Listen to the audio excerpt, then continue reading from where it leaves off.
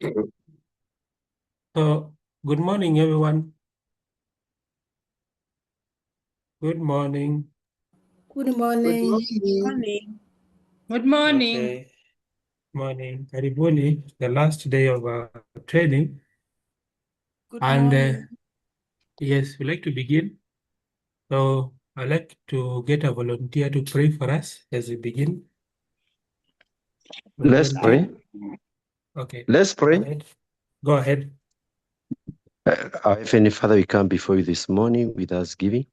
We thank you for the gift of life. We thank you for provision. We commit the daily activities into your hands. We pray that, my Father, your grace will be sufficient to us as we carry out the activities of the day. Bless our facilitators. Bless the participants. And in Jesus' name we pray and believe. Amen. Amen. Amen. Okay. Once again, welcome. Now, yesterday, we covered a few topics. Joseph, kindly mute. Okay. So yesterday we covered a few topics, and we are supposed to evaluate each of those topics with respect to the presenter and how you felt. So kindly go to the link I have attached, click on it, and respond based on cluster 1. Then as you do so, I'd like to invite my co-trainers to say hi to you, starting with Jackson.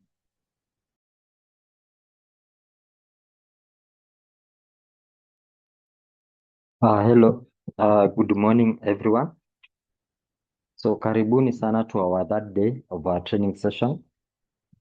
It is my belief and understanding that day 1 and day 2 was all well.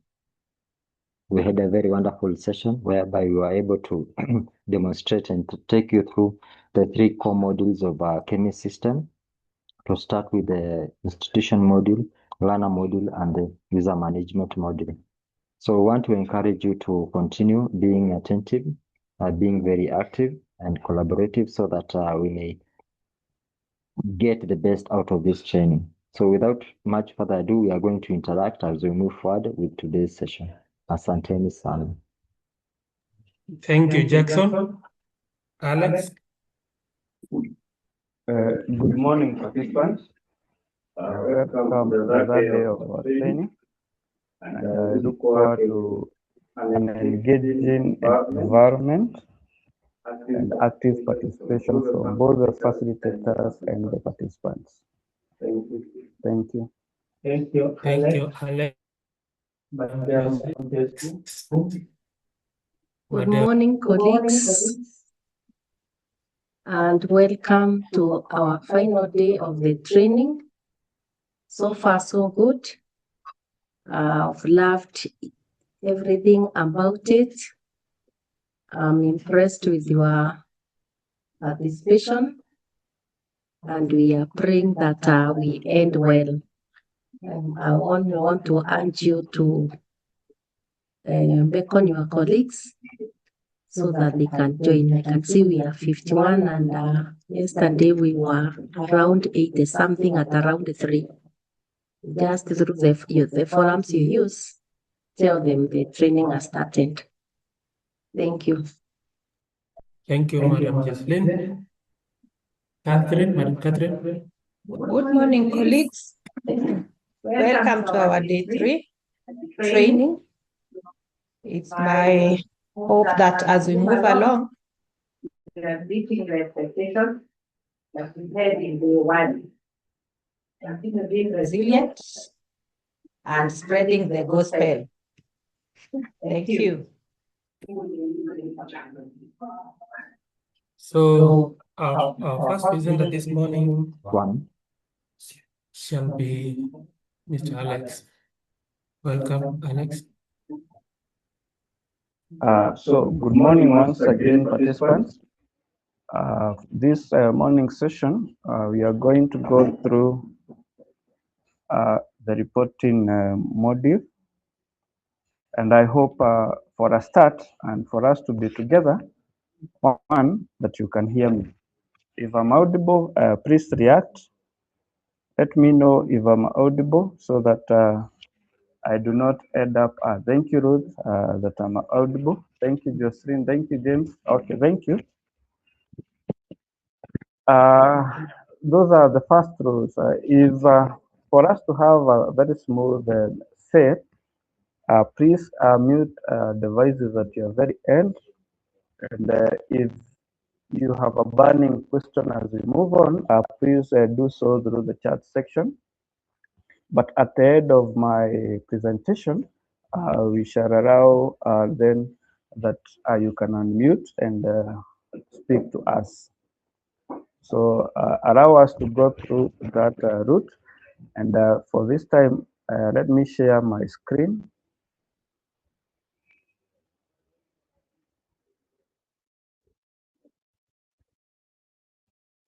And I'll keep you engaging you, like asking you, can you see my screen? You can react so that I do not on behind.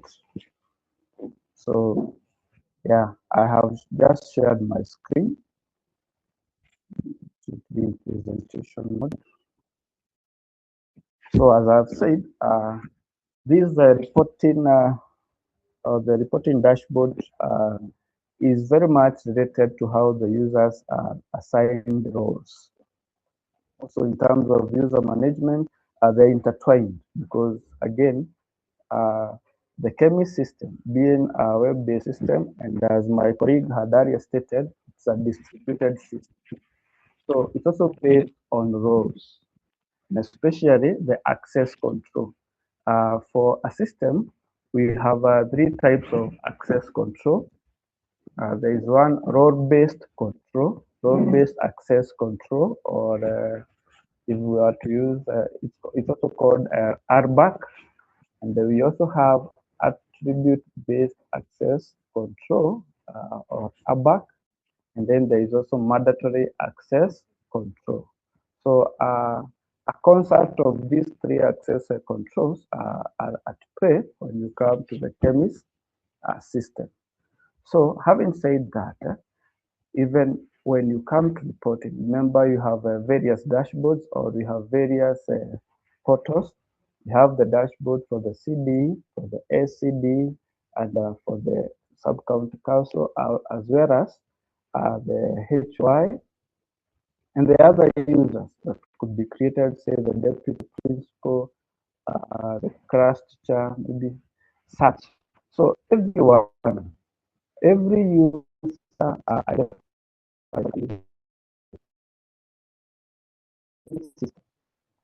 will have his or her dashboard access, which is one that has been assigned to that specific user, and number two, on the resources that are at the disposal of this particular user. When I talk about the resources, as you're going to see, report is one of the resources. Creating a runner is another resource. So for this morning session, we shall be concentrating on that specific resource, that is the report. The reports that are generated from the various dashboards, the stories that the system will tell to you as the CD, to you as the SCD, to you as the sub-county council, to you also as the principal, and other users in the system likewise. So allow me to move to my second slide. So as I've just said, this reporting dashboard is an access to a resource, and it will enable you as a stakeholder to identify performance gaps and emerging trends. Yeah, you're able to tell through the infographics what, for example, is the disaggregation according to gender. Every maybe sub-county, you have PD, how is the enrollment part? So you are able to generate, or the system is able to tell these stories. This will facilitate data-driven decisions that improve the education sector. Moving on to my third slide, This is more of a practical part of this session, and it is intended to equip you, all the officers, with the skills to access different types of reports. So before we move on now and engage, maybe you are able now to access your portal and tell us maybe what type of reports you can generate. Maybe to understand from your end, at the angle at which you look at this KEMIS system, I would like to maybe now break out to our session, our rooms. Let us break out to our rooms in a few. So when you find yourself in that breakout room, we want to discuss. You can share what do you consider to be the importance of the KEMIS dashboard in supporting your supervisory roles? What do you consider to be the importance of the KEMIS dashboard in supporting your supervisory roles? We shall create, as it starts, we are currently studying at 62 participants. So if we were to create a breakout rooms, then we would have maybe around 20 or so participants per room.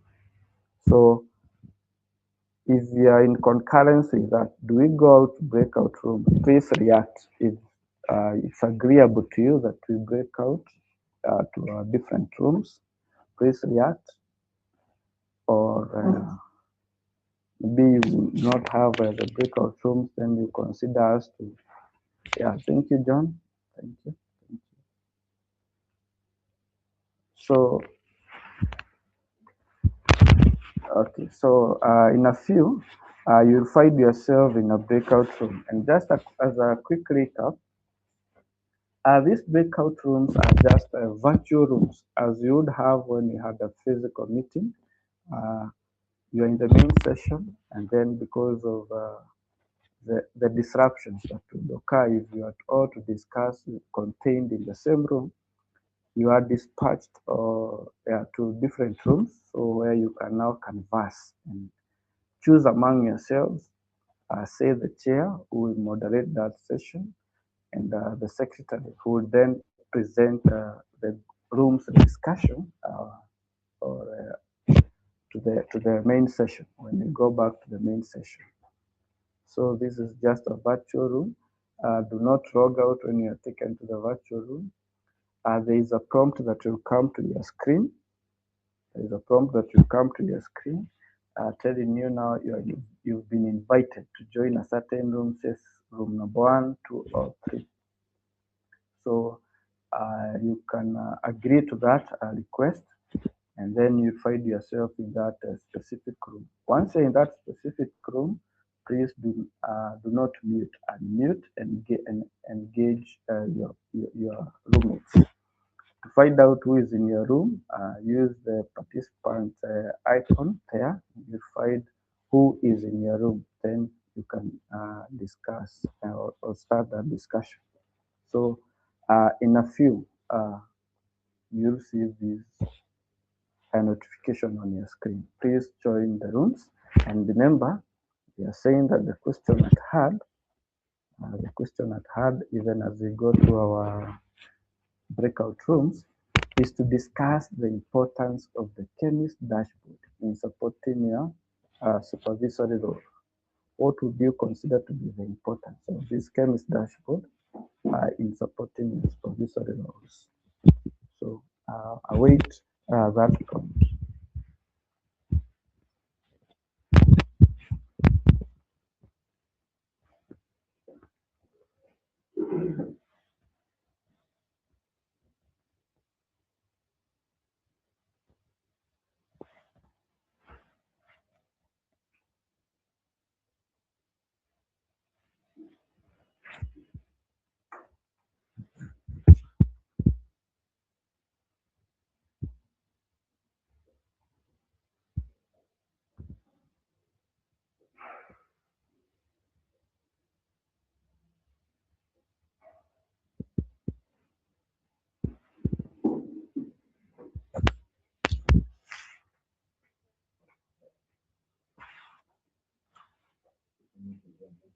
Hmm?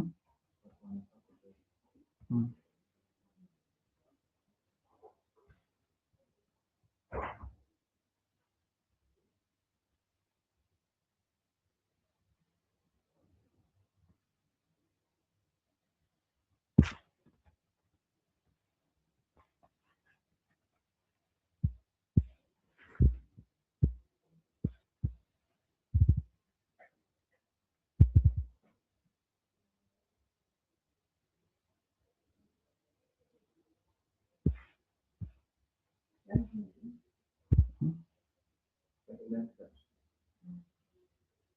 There's room 2 and room 3. There's no room 1.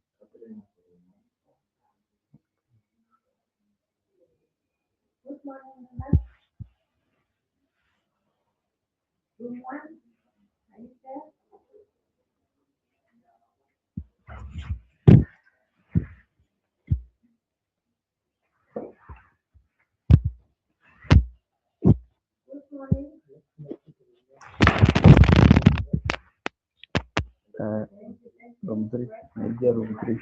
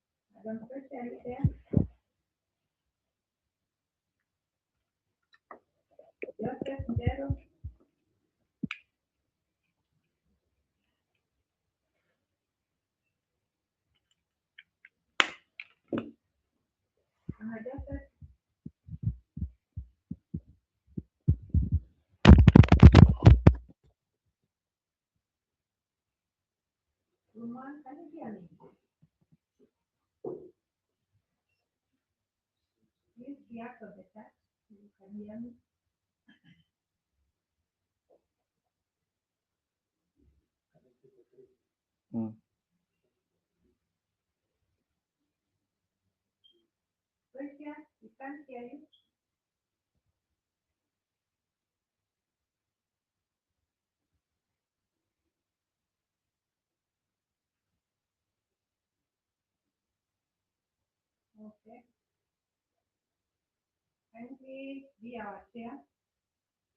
Members of room 3, I've shared the question. You can see my screen.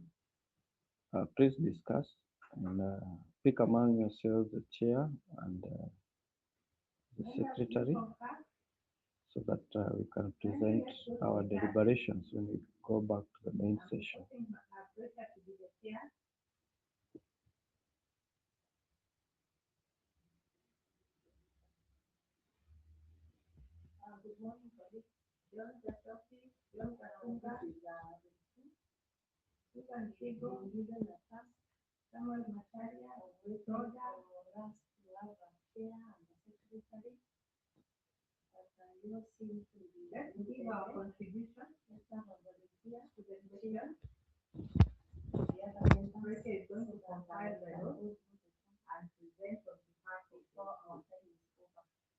So Agnes, David, Henry, John Peter, John Dringi, Margaret Jenga, Nazarina Joka, Ruth Keiro, Ruth Motuli, SED Roiro, Majiko Kariuki, Virat Gaira. Please do not remain muted. Be active and engage. Engage. The question is shared in the screen.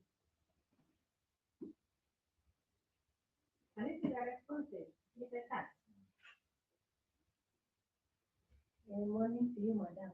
Okay, by who? Can we propose one person? Hello, hello, I can hear you, madam. You can share. Let me just share on the screen the task. Yeah, so that you can. We cannot, I cannot hear anyone speaking. Ruth and Margaret, though you are unmuted. Yes, we can. Okay. Yes. Yes, that's not.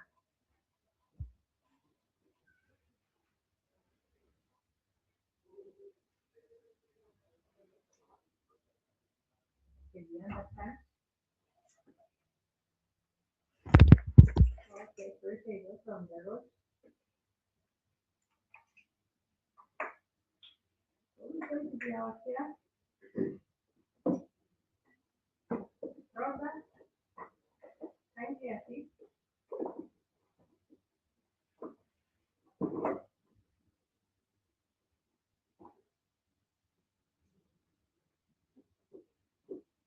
Madam Vivian, yesterday you are our PD. Vivian auditing.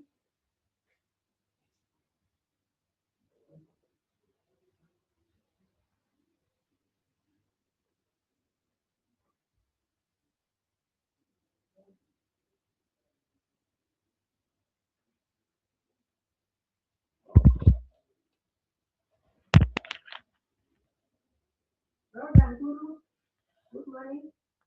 It's like the members are in the meeting but away from each other. Robert, and I can see we have 12 members. We have 12 members in this group. How about Morris? Morris is there. Morris, can you be the secretary? Morris?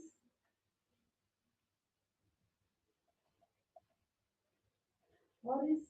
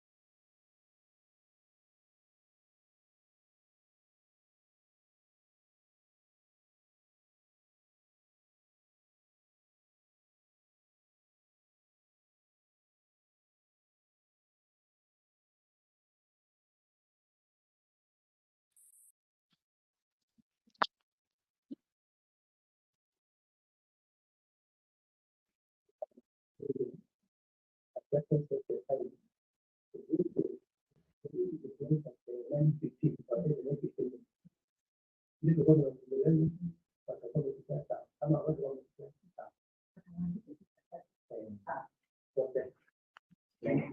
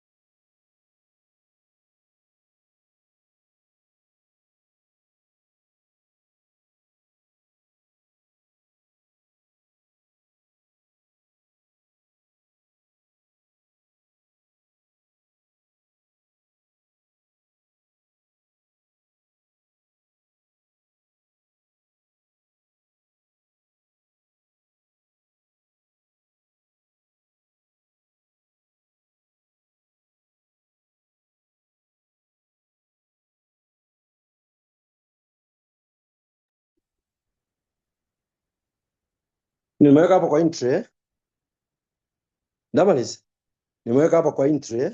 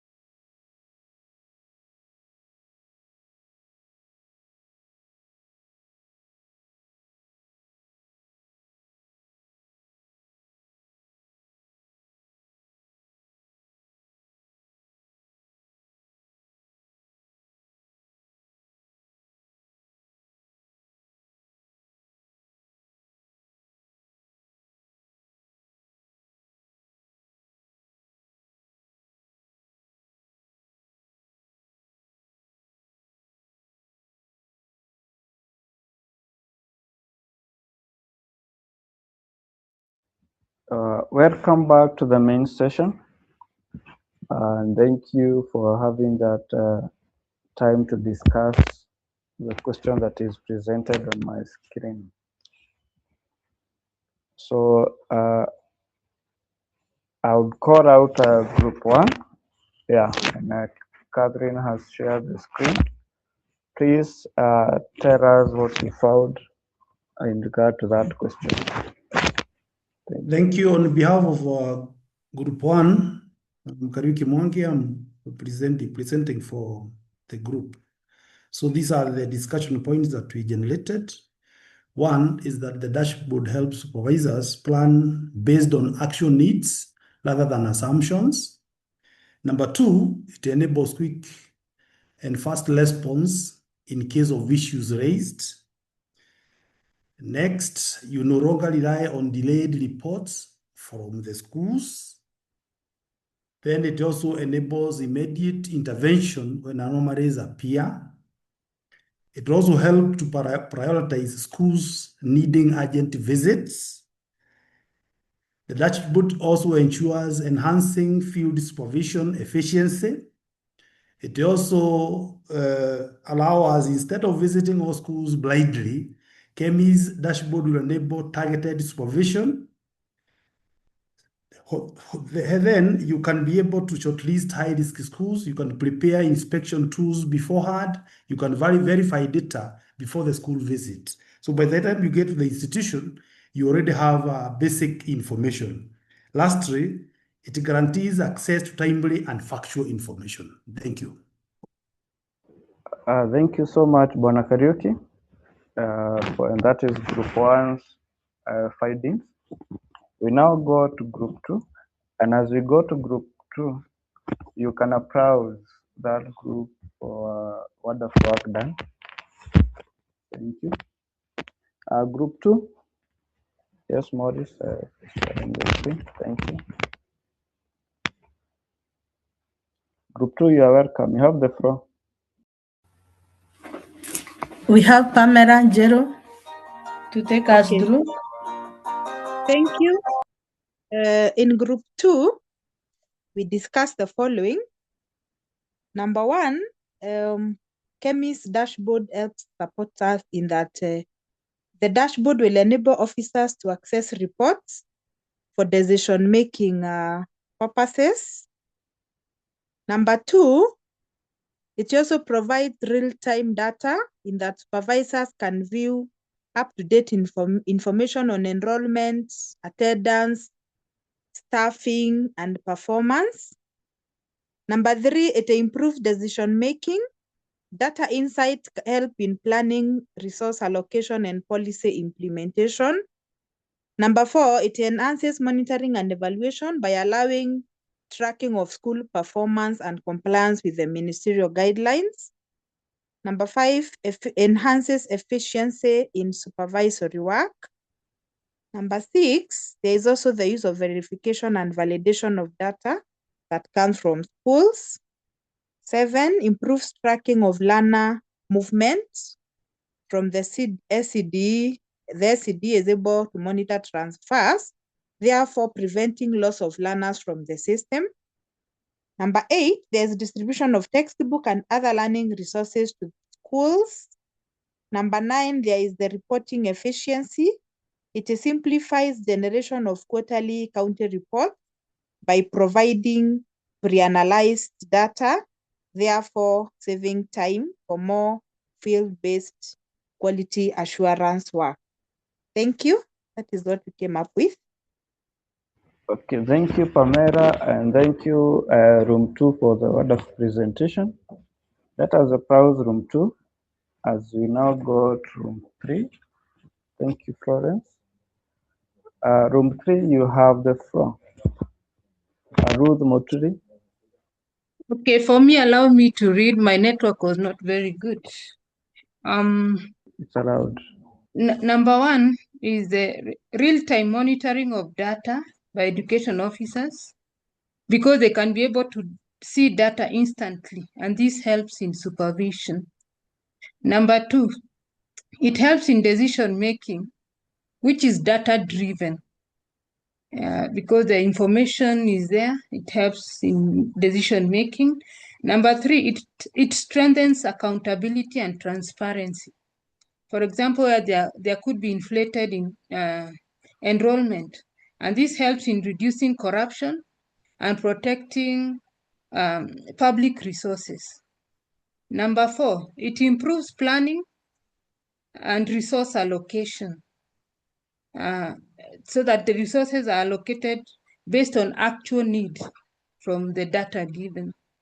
It also helps in continuous tracking of data over time because it's available, you can track over time. Number 6, it helps in predicting upcoming challenges before a crisis occurs. For example, if there's a drop in enrollment, gender disparity, low transition rate, it can be detected through data. Another one is it supports policy implementation because data is monitored in real time.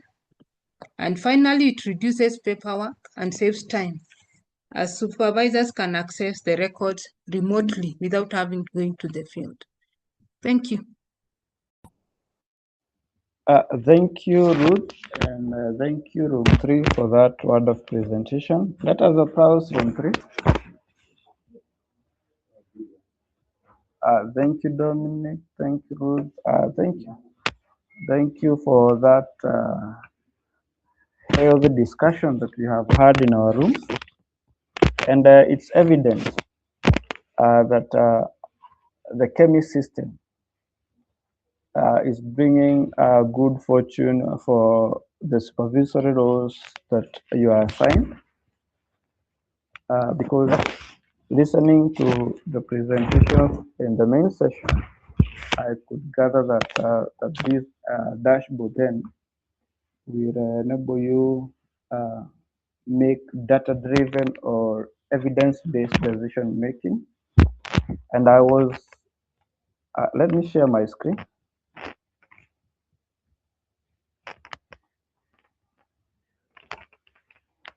In summary, from what we've gathered when we went to that breakout rooms, yeah, we have the ease now of making decisions because we have data-driven or what we are calling evidence-based decision making through that KEMIS dashboard.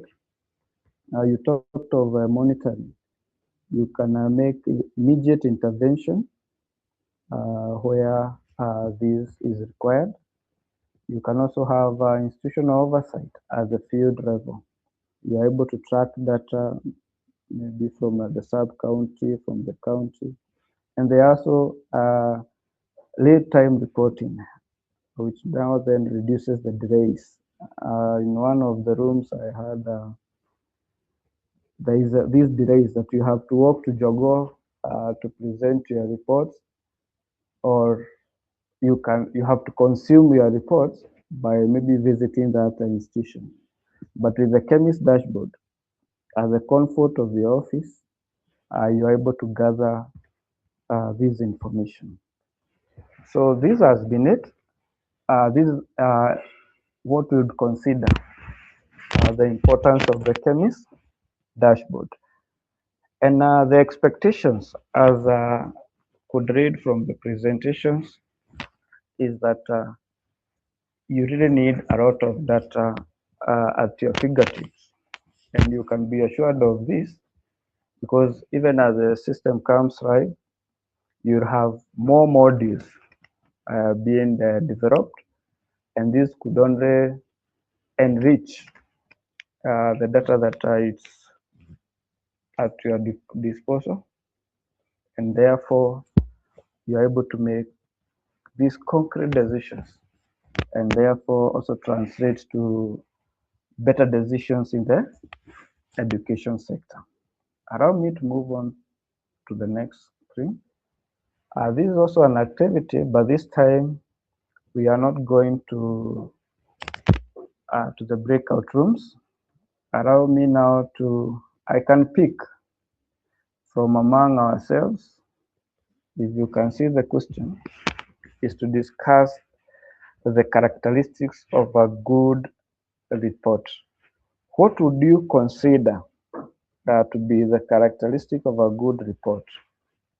What would you consider to be the frame of this information that you want to consume?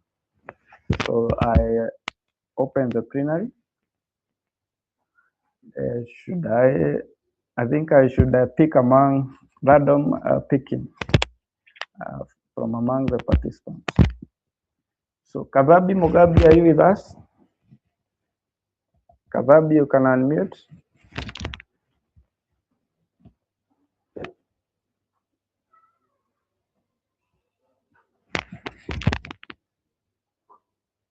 Okay.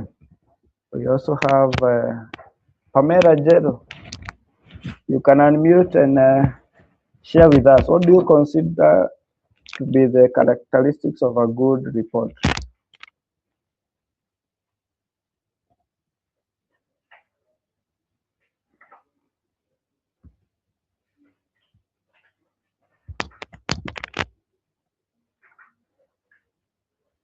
I'm taking this also to be a form of feedback that you did not just log in and leave the session, but you have the mic muted.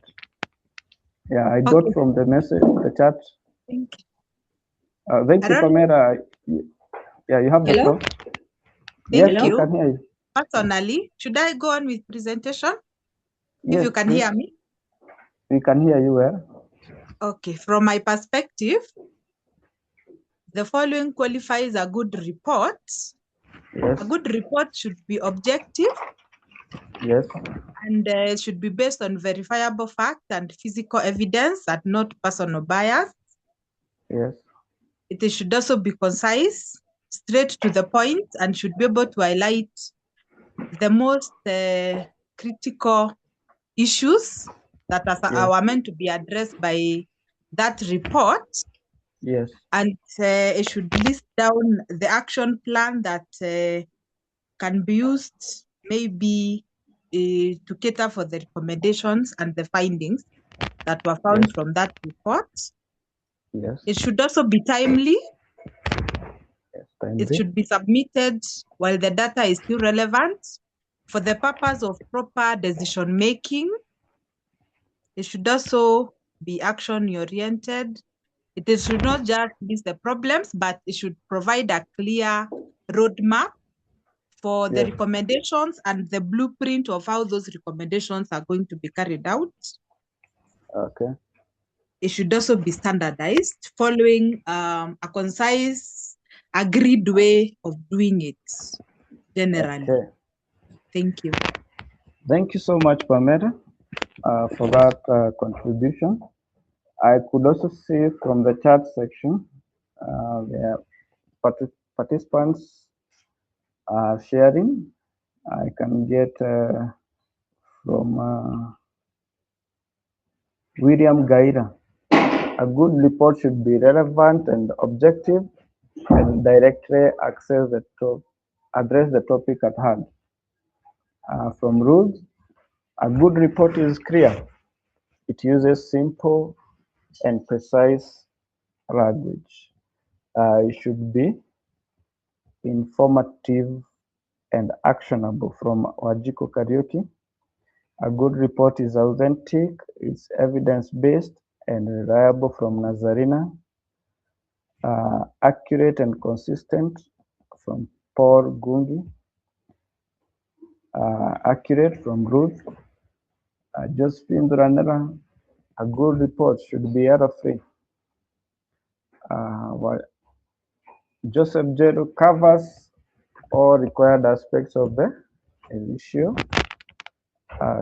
Samuel Macharia, a good report is objective and speaks on itself. So reading through, again, and thank you for this active participation. You are bringing out very concrete points towards the realization of what we are terming as data-driven decision-making in the education sector. So with that, allow me to move on to my next slide, just to cover what would be summative of what we have just shared. We would consider this good report, a good report. I know if there is an English or a literature teacher with us, maybe a good report should be qualified.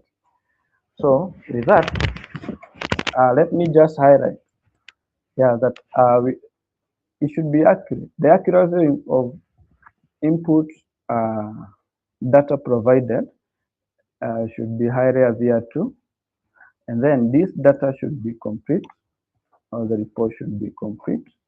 You talked of timeliness of the data entry, so that then at this point, am I audible?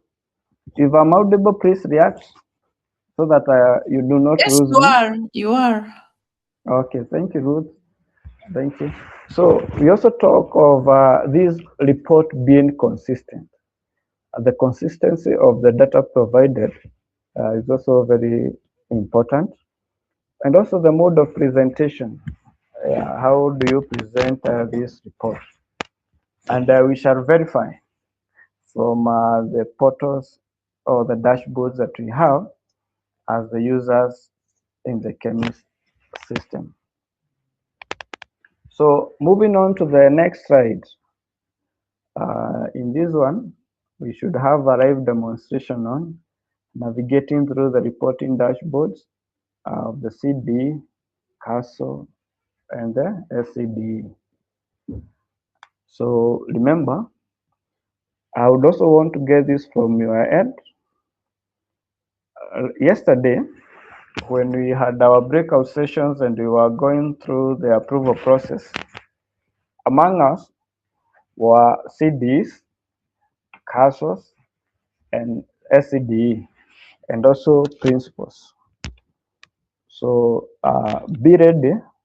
If you are a CDE, if you are a CASO, maybe we can share your screen at this point so that we can take us through. But if that is also a challenge, I can go ahead and share my screen, having logged in as a CD, a CASO, or a sub-county director of education. Remember, for this training environment, we are using the URL training.kemis.go.ke.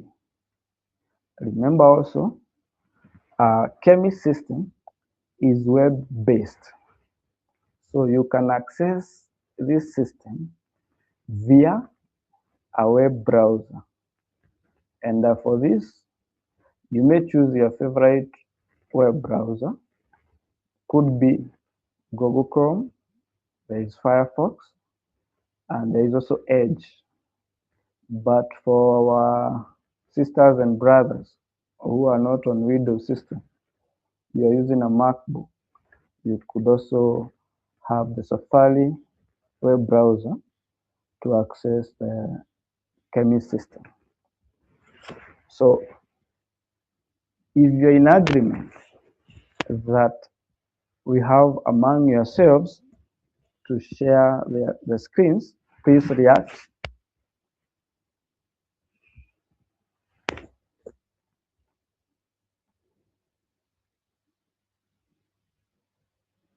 Okay.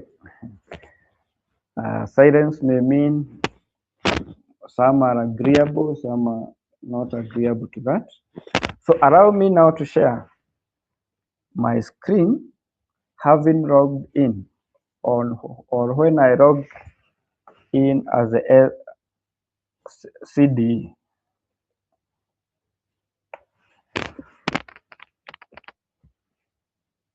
In a few moments.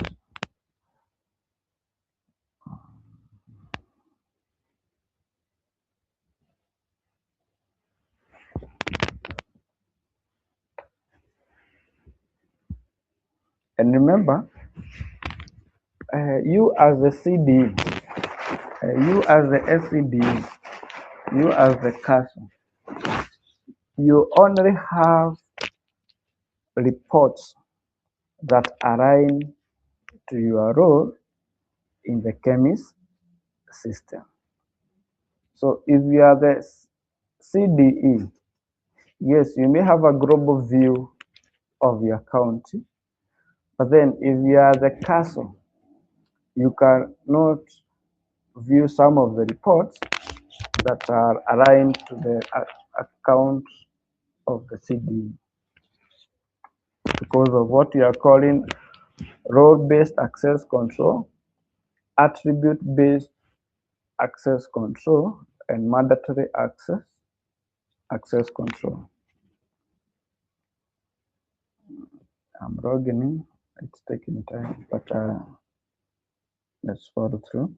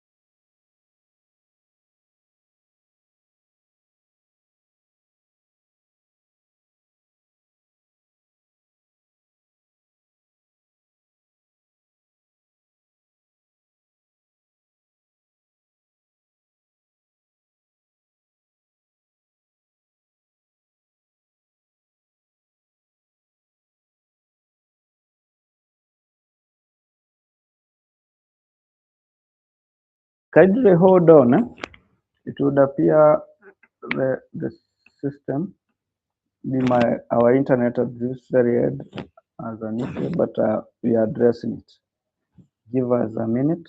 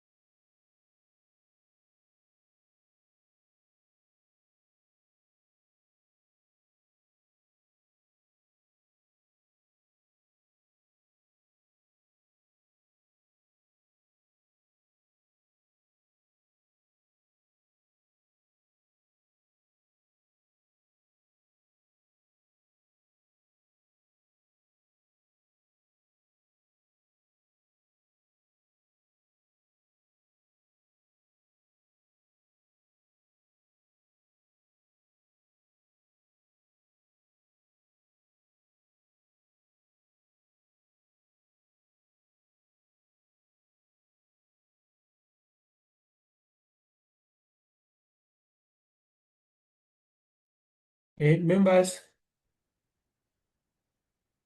let's be patient a little bit.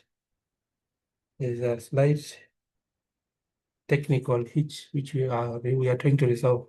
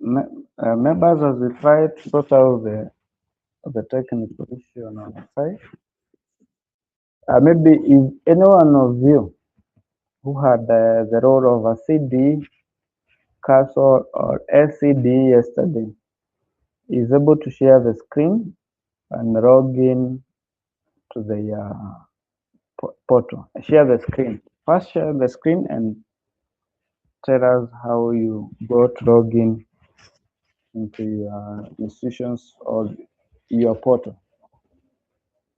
Any CD in the house?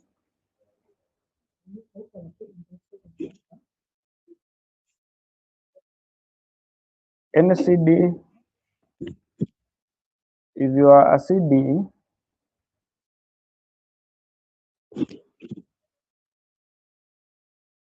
because it is very important that all of us, one, are able to see their photos depending on the roles, and two, appreciate the features that have so far been developed to enable access to these reports.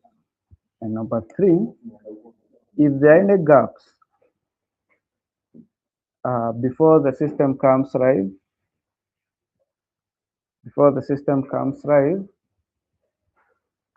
we are able to address. You are able to address the issues. Like, remember when you went through the runner module, you ventilate on the issues that you would consider very important, even as the system comes live. So the intention of us asking maybe if we could see the feature once any one of us logged into the portal is to appreciate, and also as a way of feedback to us and to the entire KEMIS infrastructure on what is desirable, even as more modules are developed to enrich the data that we consume. So that is the sole purpose for us to engage, appreciate, and maybe draw gaps where we find any in terms of the features that are currently in the reports. And also, if there are missing aspects of the reportage, you are able to address. So we ask for your patience, even as we go on. We could tackle another section of this training so that if this technical issue is addressed, we come back and really see, because it's only through that we can get the feedback. Are you agreeable to the reports that you are able to generate as the CD, as the SCD, as the CASO going forward? But then if it does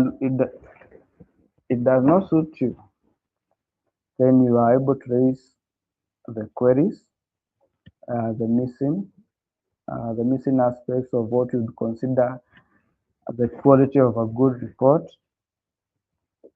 and maybe the objectives of the dashboard, as you put it rightly when you went to the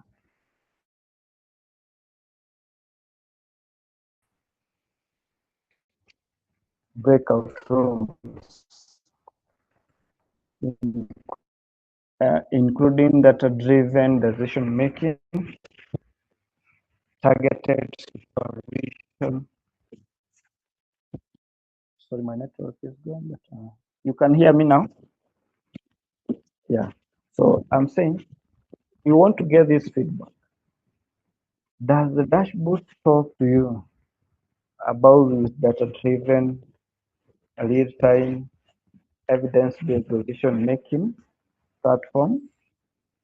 Are you able to intervene when that immediate intervention is required?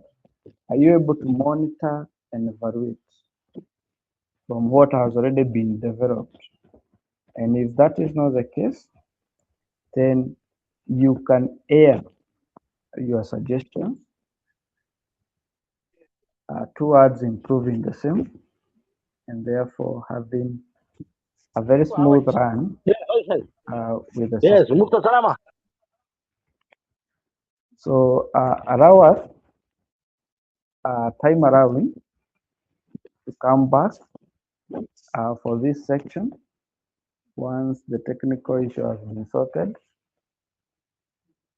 so that we fully grasp the appearance of our dashboards, and as a consequence, maybe suggest better ways of doing it, or concur with the developer for the reports that you're able to generate.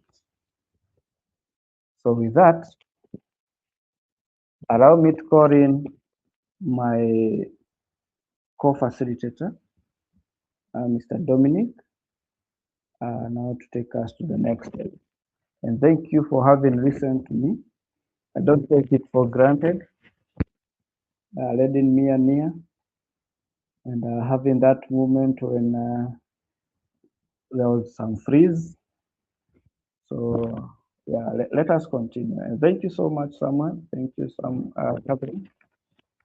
And allow now us to invite Mr. Dominic for the next part. Thank you so much.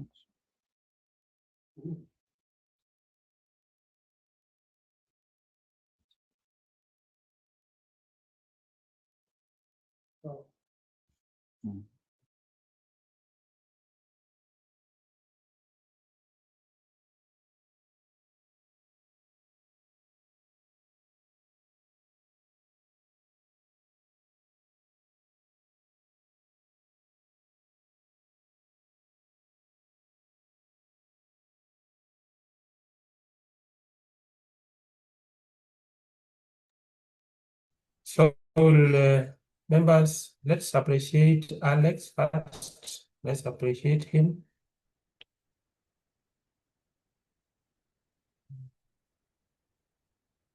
Thank you. Thank you. So we'll take a short break from now up to 10:30, and then at 10:30 we'll pick it up and proceed with today's presentation. Meanwhile, let us assess yesterday's presentation and the presentation we have had this morning via the link I have placed in the chat. Let us assist KEMI in making their trainings better by assessing the presentations done yesterday and the one you have done today per session. We are cluster 1. Thank you.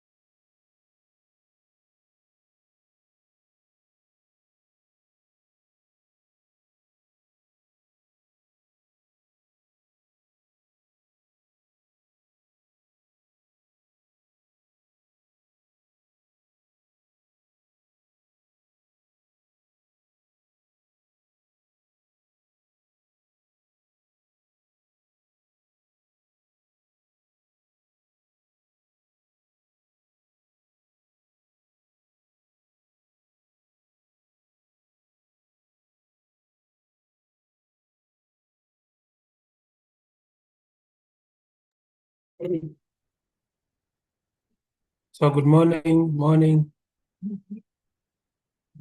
We are back. I would like to invite Alex to continue from where he left, now that the technical issues have been resolved. Welcome, Alex.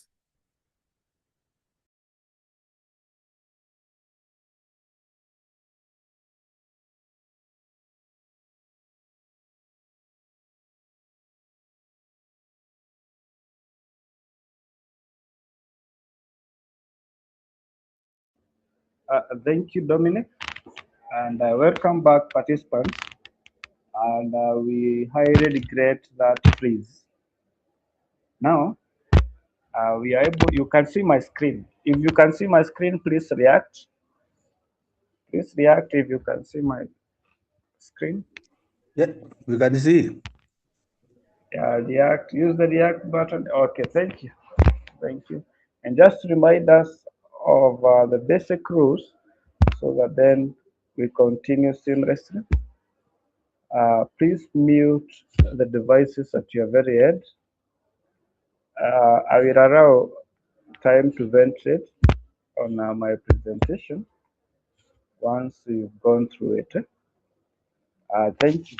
So if you are seeing my screen, I'm at the landing page of the KEMIS system. And we have been using this landing page since day one. One, to register our institution. As you can see on the button, register your institution. And two, once you've received your credentials, you now depart from that and use the login button. So I'm going to use the login button. And now, let's start by seeing the appearance of the CD dashboard with the attendant resources for reporting. Allow me to log in. I'm logging in as a CD care book because I have the login credentials for this training environment.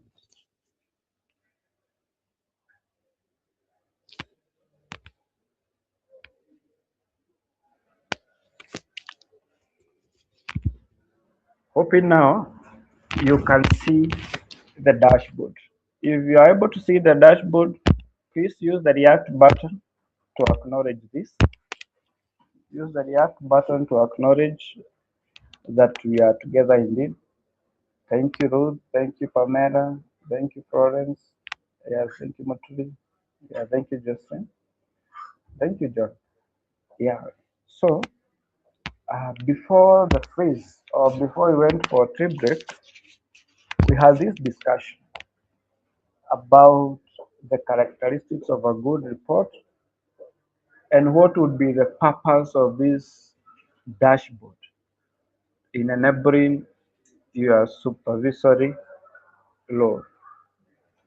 Immediately you log in into your portal, the dashboard speaks to you,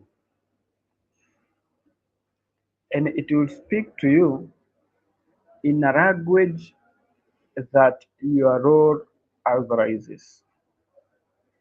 So to say, if you are the CD, you have the global view of your country and are then able to tell at a quick glance the number of institutions you have had in your county, pending application, transfer appeals, and the total runners, county-wide enrollment. And then there is a disaggregation of the institutional categories. It's distribution by institution type. You have regular, integrated, and special needs. Also, the institutional approval status breakdown. Yeah, so if you tally the approved and pending, it should provide you with what you see in the first card. These are cards, and sometimes when the link is enabled on the card, then you'd assume they are also buttons. So for example, if we were to click on this first card, let's see the behavior.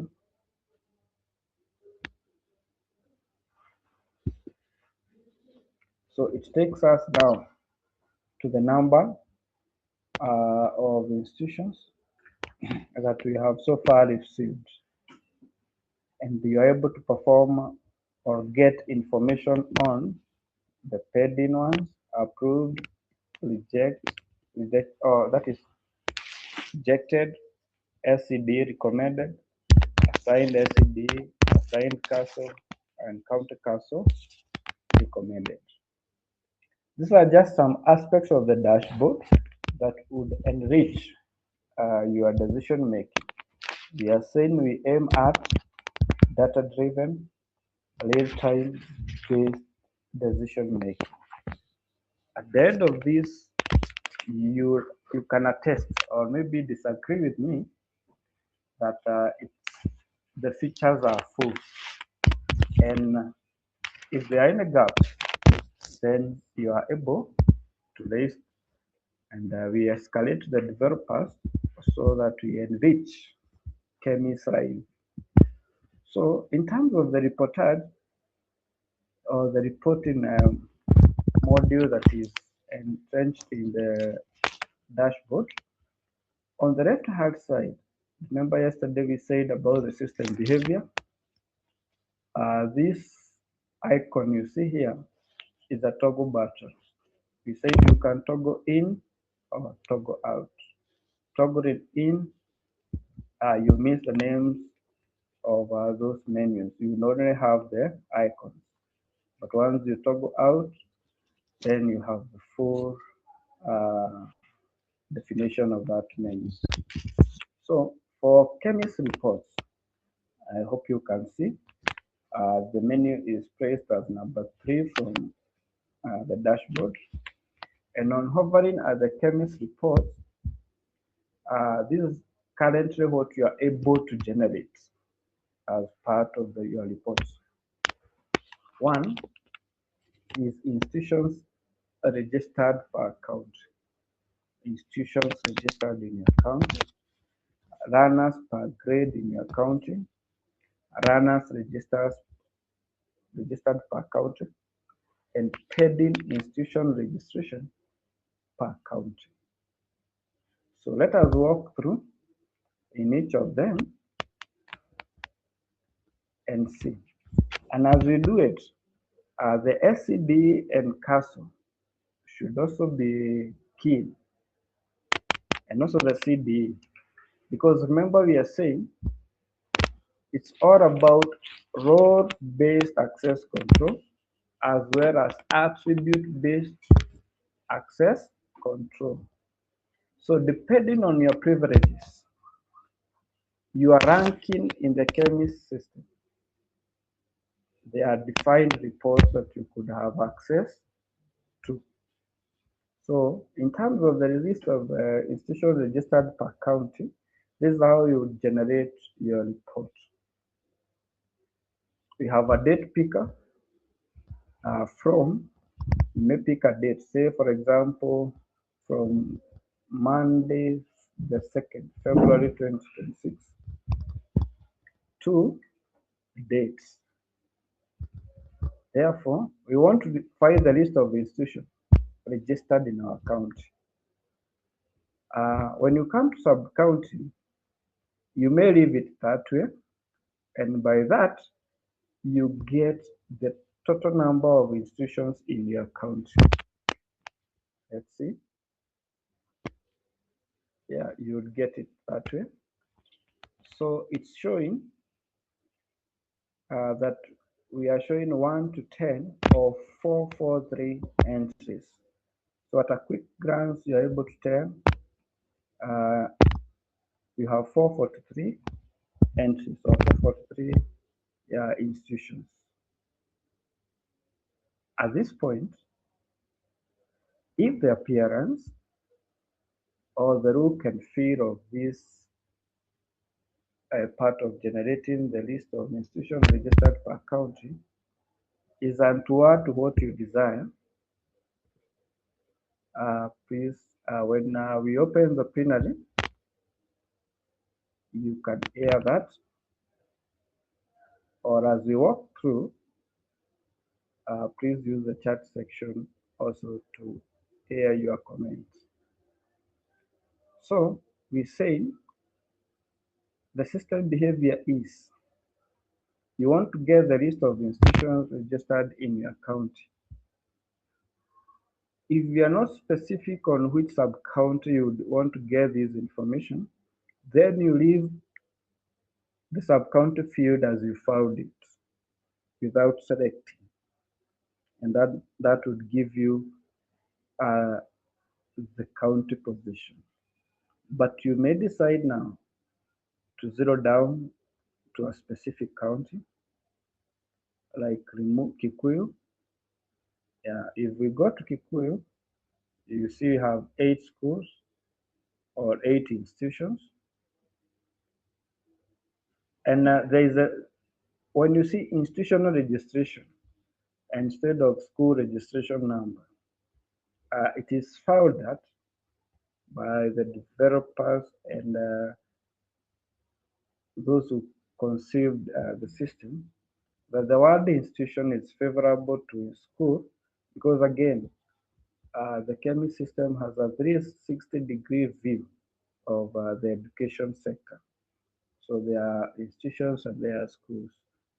So that informs why you see or why you'd find us time and again using the word institution to substitute for school. So that is, if you want to get this or zero down to a sub-county statistic, then when you come to this field, you select. So, or you can also select or and still get all the institutions. Yeah, for example, if we read this, it is telling us that we have 443 entries, meaning 443 institutions. Some, and remember this, some not assigned to council, some already assigned, some recommended. So at every stage, so this aggregates everything without qualifying. Is it recommended? Is it pending? So that is about the generation of list of institutions registered in your county. Allow me now to go to the second sub-menu under the KEMIS report, where we now can generate runners per grade in your county. Again, you are presented with a similar form, which now would allows you to get data from a certain period, say to date, or to a given period. So again, we pick from Monday the 2nd to date. Let's see the behavior. So again, if you want to have a global view of your county, you would not go then to select the sub-county and the institution, even the grade, and then you press search. So this one tells us we must select the grade because, remember, the title of this report is runners per grade per county. So we therefore go on and select. Let's see whether this Kiambu County has runners in what is now grade Form 4 for the sake of the system. And true, there is. Let's see whether they're actually in Form 4. You can see.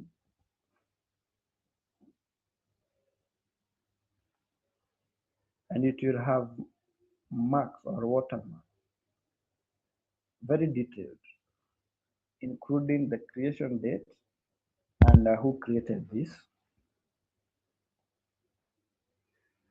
So you're able, at a quick glance, able to extract this information. And at this point, though these two, but the button here allow me to navigate.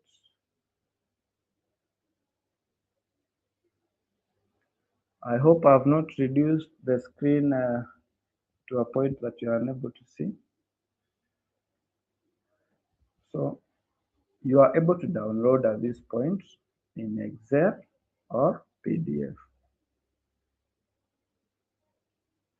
But the developer has not enabled this for this training instance, but this is how it will be again when we come to the KEMIS Live. Feedback, if this is agreeable to you, very good. But if it is, or it has some gaps, use the chat section to air your views. So again, if you are to be specific on a particular institution, say the BD senior school, and you want to get the runners in that, so you can search. BD currently has no, let's see whether Broadway has Queeners. So if your school or the institution has or an institution falling under your county has runners, then you're able to view that. If also you want to view the sub-county, then you come and search Gatudo South, Juja. I think we had Thika West. Let's search. Or there is none in Form 4. Let's see grade 10. Yeah, at least we have one there. So this is how the runner per grade per county report is generated. The rule can feel of that action of generating runners per grade per county. We shall give time so that at your very end, you are able also to have this rule can feel. So again, we go to the third sub-menu under KEMIS reports, where we have runners registered per county. Same form, but retrieval of the information is different depending now on what you want to get. So runners registered, no, registered per county. So you can disaggregate. Do you want to get the male runners only from this period to this period? Then we search. And true, we have a list of 23 entries, runners in grade 10 who are male. And I hope you can see your names when you come to that trust column created by.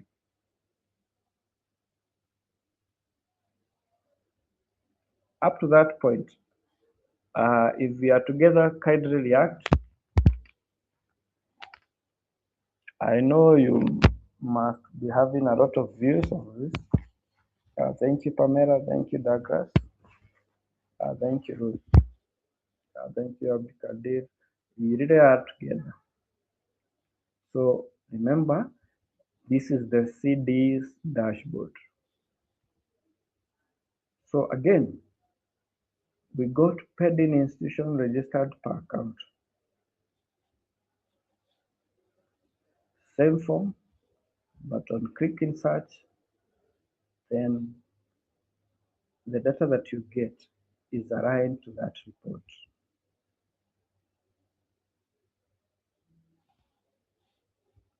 Let's see. If you select all, these are pending institutions. And someone may ask, hi, did we register all these schools in day one? Certainly not. So when you find these, remember you have been having the principals attend the training, so they were able to generate this data. They were able to generate the data, and you can see the created date. The created date is varying. And as yesterday, we had registered 1, 2, 3, 4, 5 schools. So that is it. You are getting some information. You are getting some information as with regard to these institutions under your purview. Then we said you can download in Excel or PDF. But this functionality has not been enabled by the developer in this training instance. Remember also, as you give us a feedback or your feedback, the same is escalated to the developer, and that's why at some point you may find some little freezes, because then out of the feedback that you give, then the enhancements are at times done in real time. So that is as far as the current status of the CDE's dashboard. As to whether now it meets or it is aiding the supervisory role of the CDE, you have the look and feel as we have gone through, and we are allowed now to ventilate and give us that feedback. If it's okay, well and good, we can go ahead. If there are missing details, please air. This only go a very long way towards a smooth run when KEMIS system comes live. Allow me now to log out of this CD's dashboard, and I hope the CDs in the house have appreciated the look and feel of this dashboard. CDs in the house, you can react if you are agreeable to that. Can we log out? Kindly react. A thumbs up, a clap, a heart. CDs in the house. Okay. So allow me to log out now and come in again as the LCD.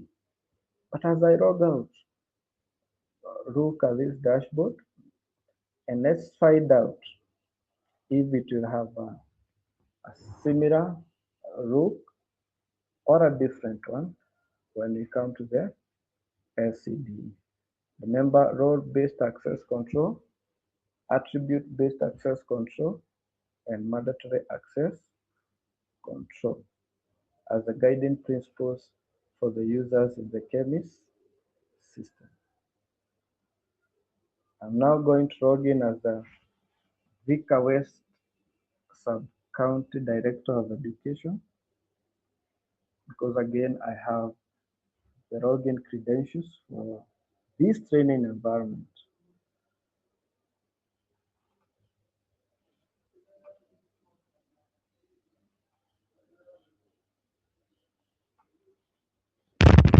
So if you can see my screen, this is now the LCD's dashboard.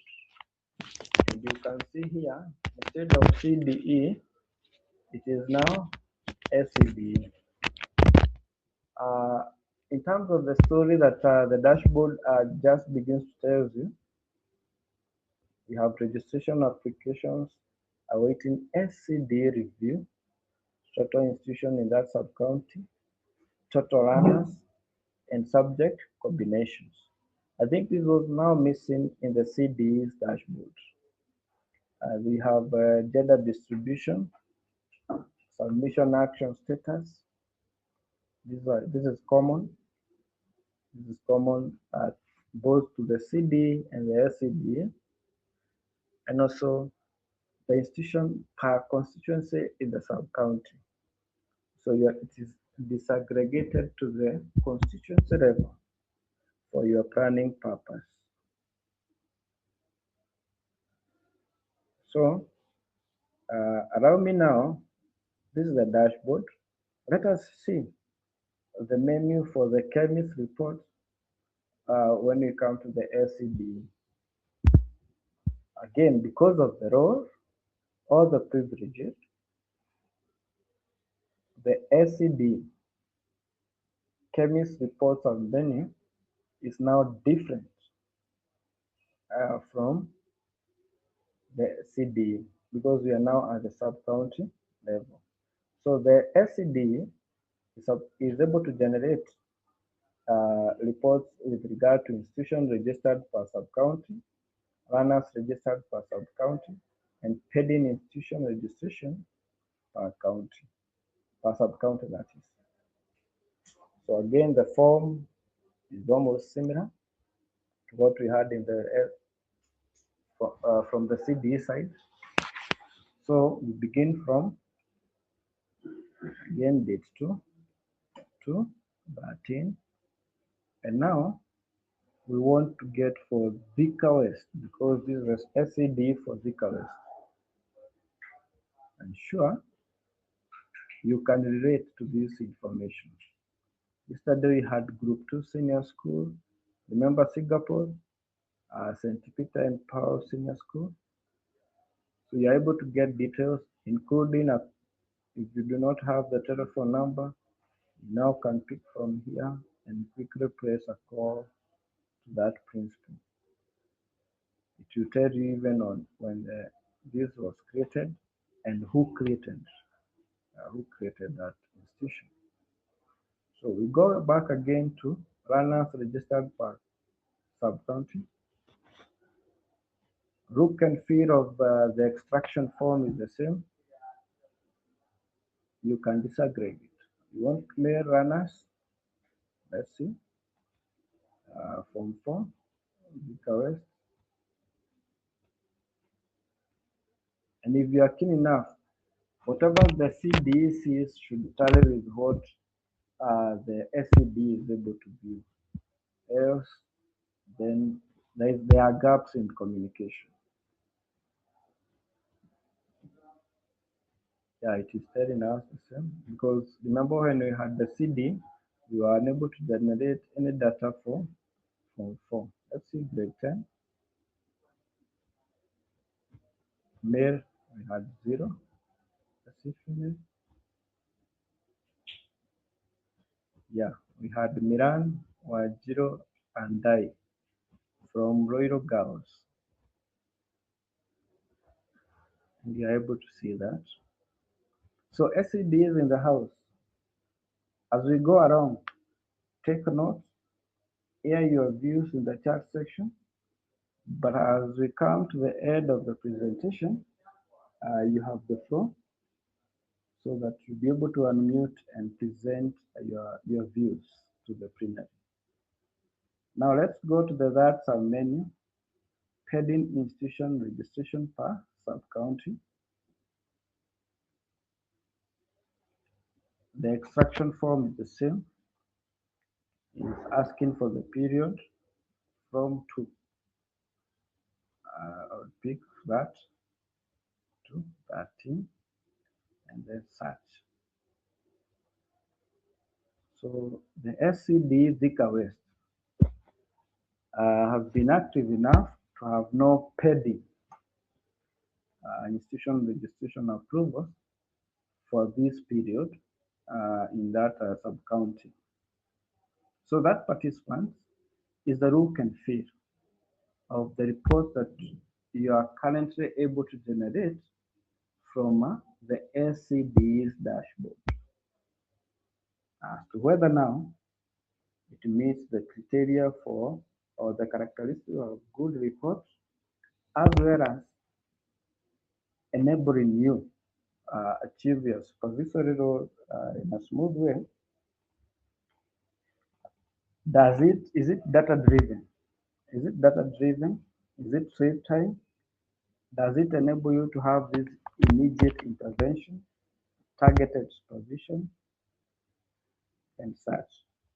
So you have time to give us feedback.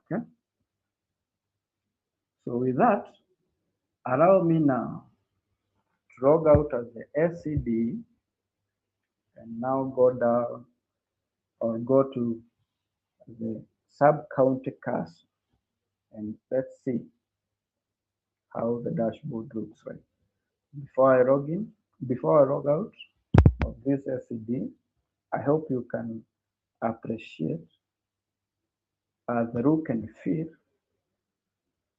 of this dashboard, and whether now it really is the same with the CD. Thank you, Joseph. Thank you, Kariuki. Whether it is the same.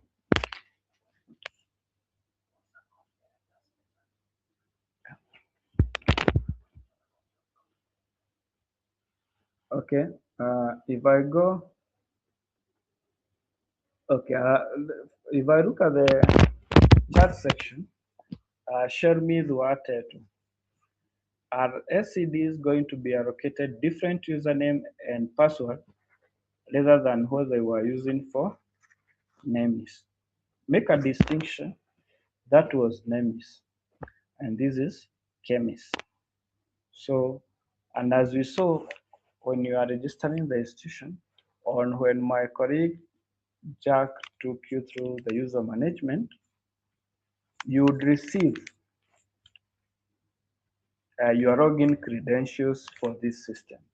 So in effect, you are not going to use the NEMIS credentials, but you then assume the aspects of the new environment.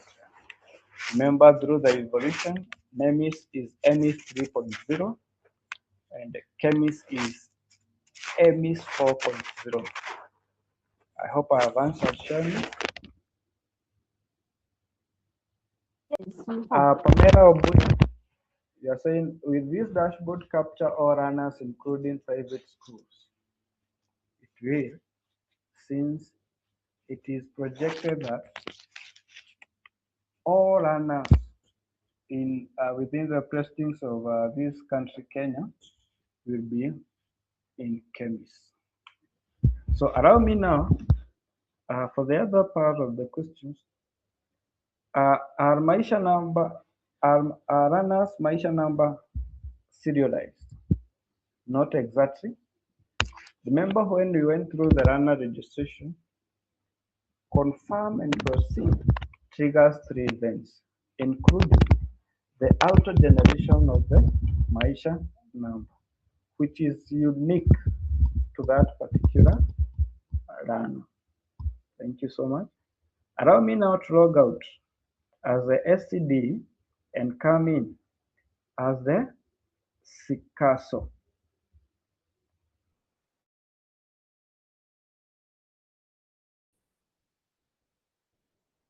SC.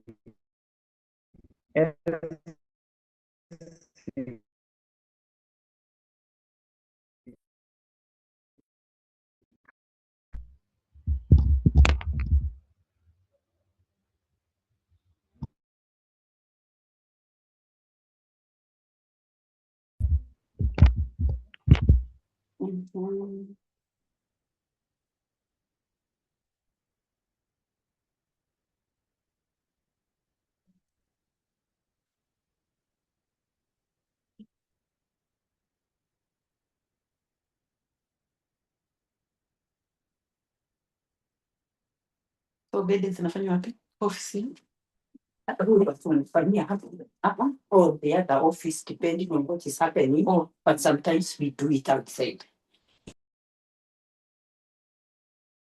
For that, sorry for that. So as I log in to the SC Castle, I get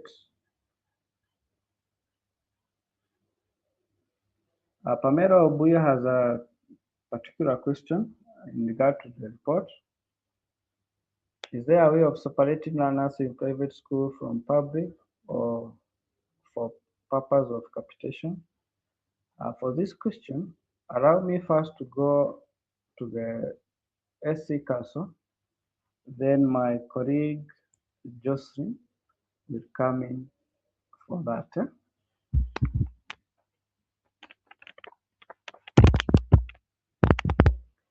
So I'm sharing the screen for the or logging into as a sub-county council.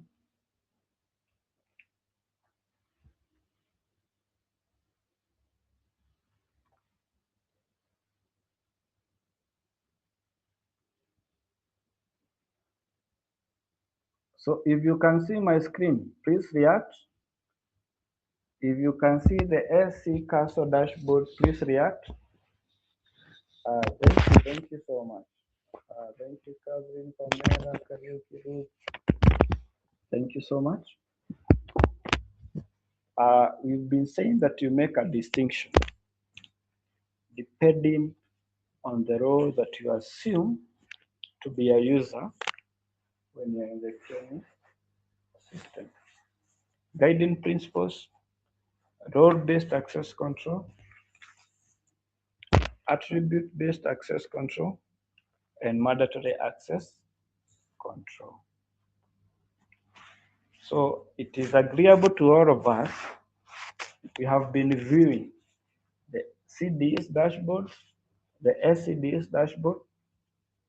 There were similarities, but now look at the SC Council's dashboard. Though there are similarities, there are also some departing points from the other dashboard. Look at it. We have inspections done, including the completed cycle, schedule pending. Do you have schedules that are pending or scheduled visits that are pending? Under evaluation, active inspections,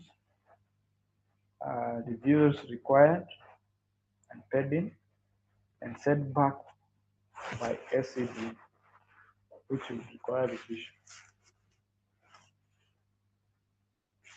So when we come to the approval process, I think when you have activities around your dashboard as the SC Council, then once you log in, the stories are told.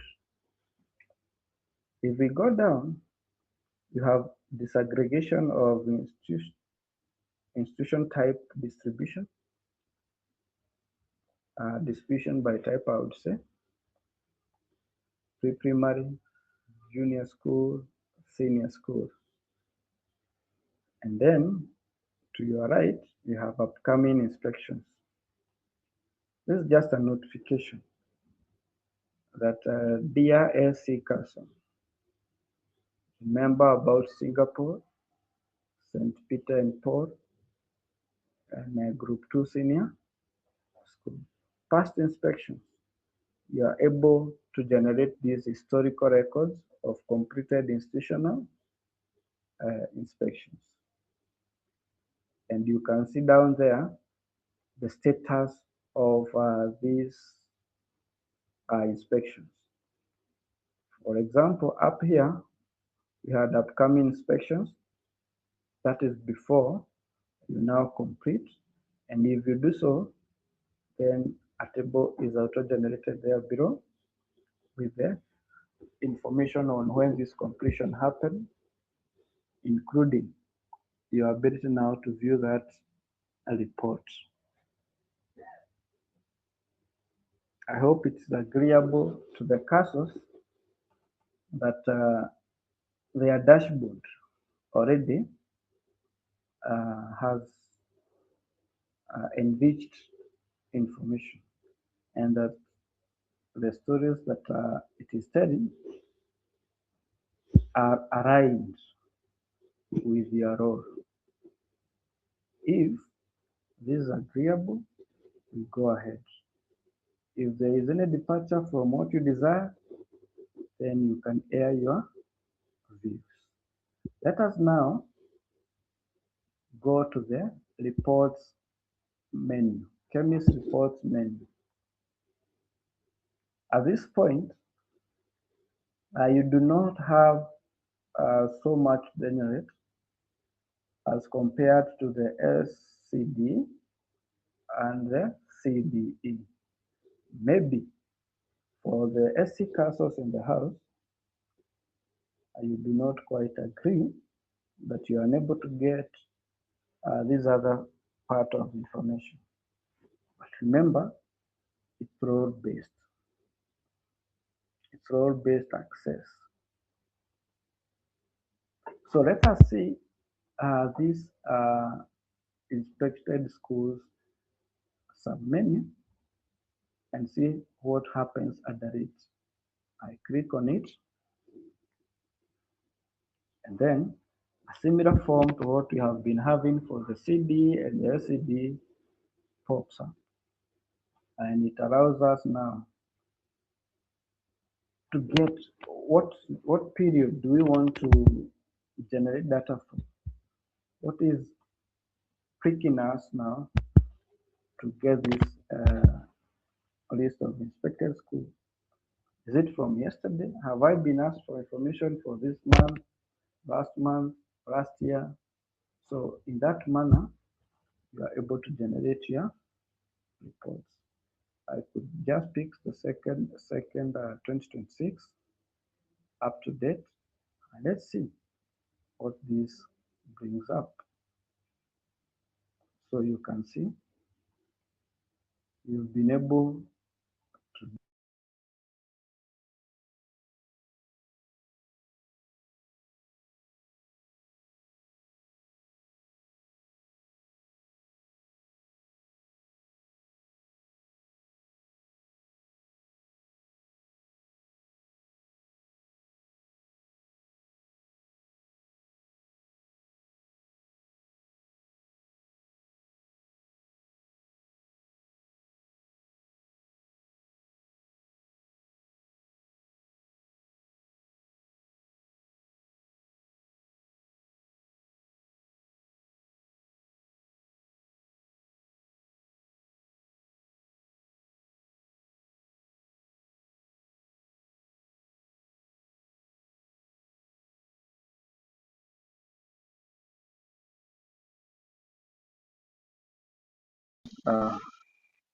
thrown out. So you can see this dashboard, the ST castle.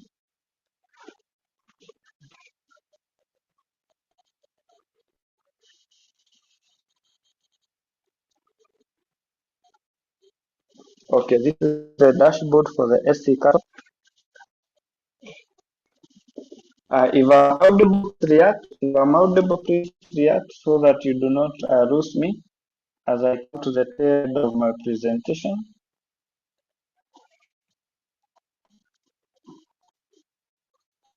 If you can hear me, please react.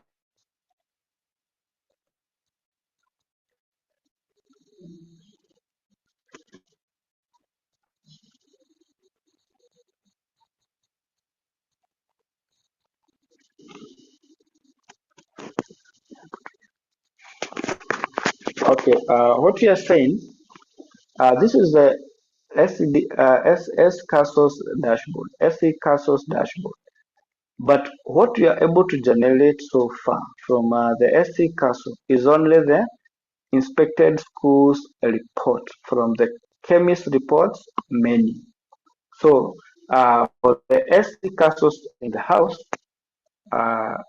if this is really okay with you, well and good.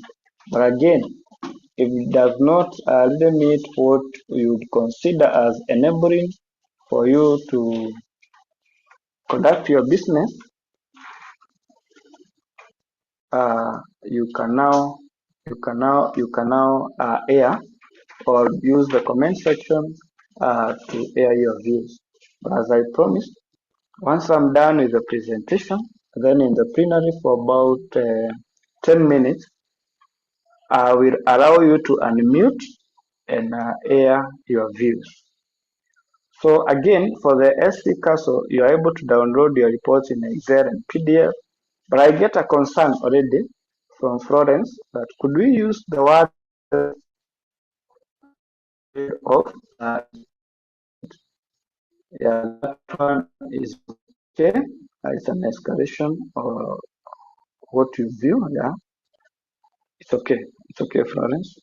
So with that, dear participants, I think I've been able to take you through the three dashboards that were of concern to us.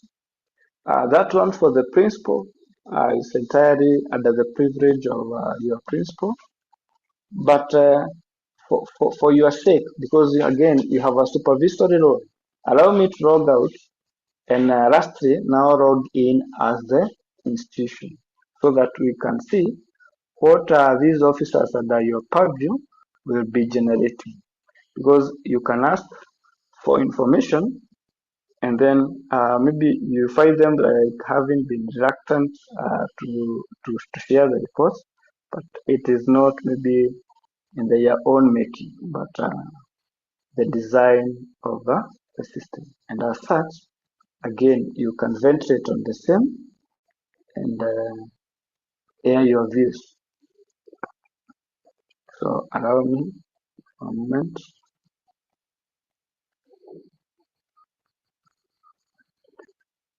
We used the school Wakanai yesterday, so I'm logging in again as Wakanai.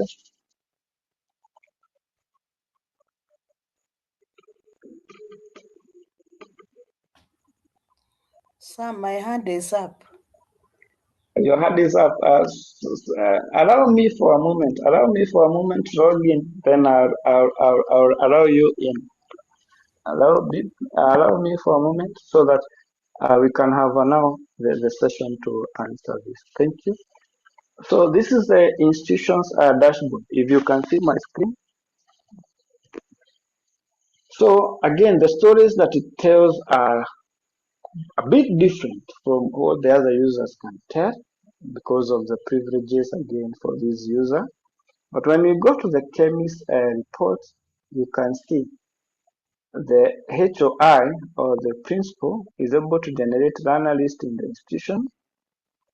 Again, with the ability to disaggregate the data into male or female, and also grade,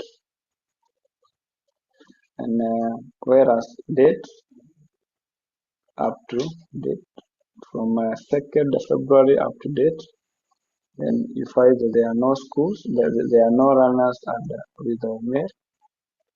And remember, this is also a boys' school, so there is no way you can generate females from this boys' school. So I hope up to that point we are together. We are able now to view the four dashboards for the most critical users in the KEMIS system: the HOI, the SC Castle, the SCD, the CDE. So at this moment, allow me to stop sharing. Allow me to stop sharing. And now welcome. This is the session. This is the part where you can now unmute and air your views for the next. Let's give ourselves 10 minutes. You are welcome. My colleagues or my co-facilitators and I are online to assist or to answer these questions. Thank you. Please and do not remain silent. Again, even as I yield the floor, I want to thank you. I really do not take it for granted for giving or for lending me your ear despite your exigency of duties back at your place. So thank you so much for that attentive listening. And now I yield the floor to you participants to air your views, comment, compliment, question, concern, or are welcome. Thank you.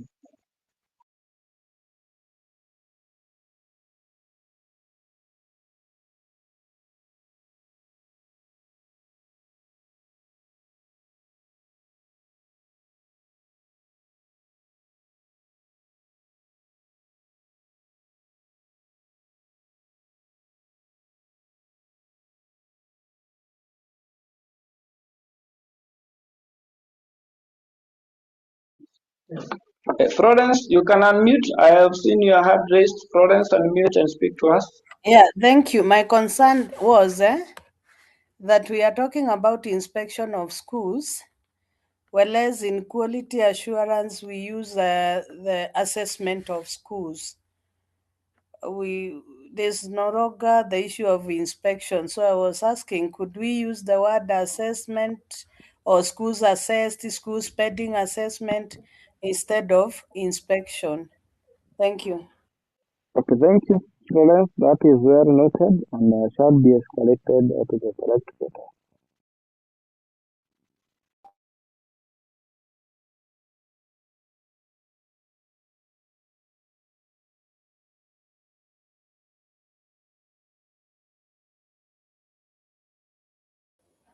Hi, Alex. Hi to you, Ajiko. Yes, I put something on the chat. Please check. Okay, let me go back. Will schools be expired or invalid will schools with expired or invalid registration certificates be able to register in the system? Thank you for the question, Ajiko. You can be sure one of my co-facilitators will answer. Mr. Dominic is on your call. Thank you.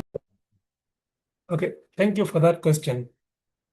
Now, KEMIS comes in to digitize our processes and make them efficient. And as you're aware, there is a procedure of renewing that certificate based on the conditions given by the ministry and which are enforced by the quality assurance wing of the ministry.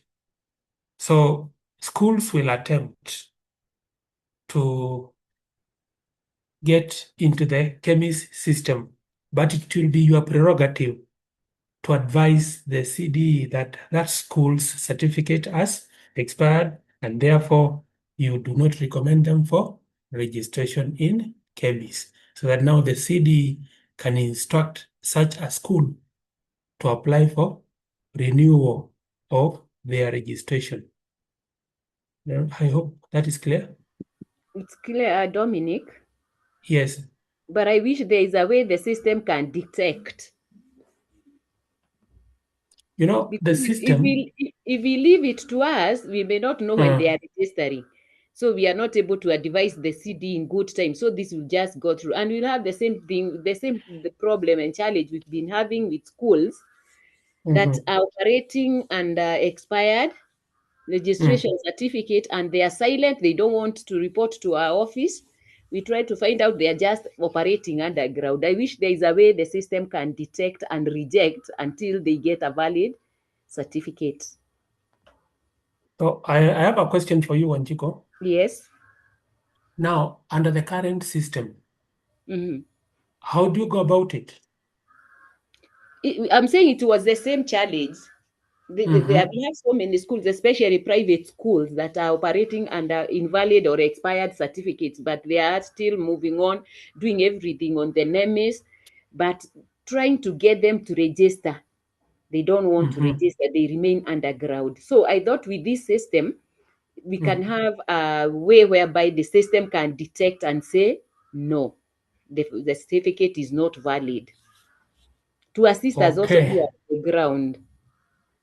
So it's okay, we can do it.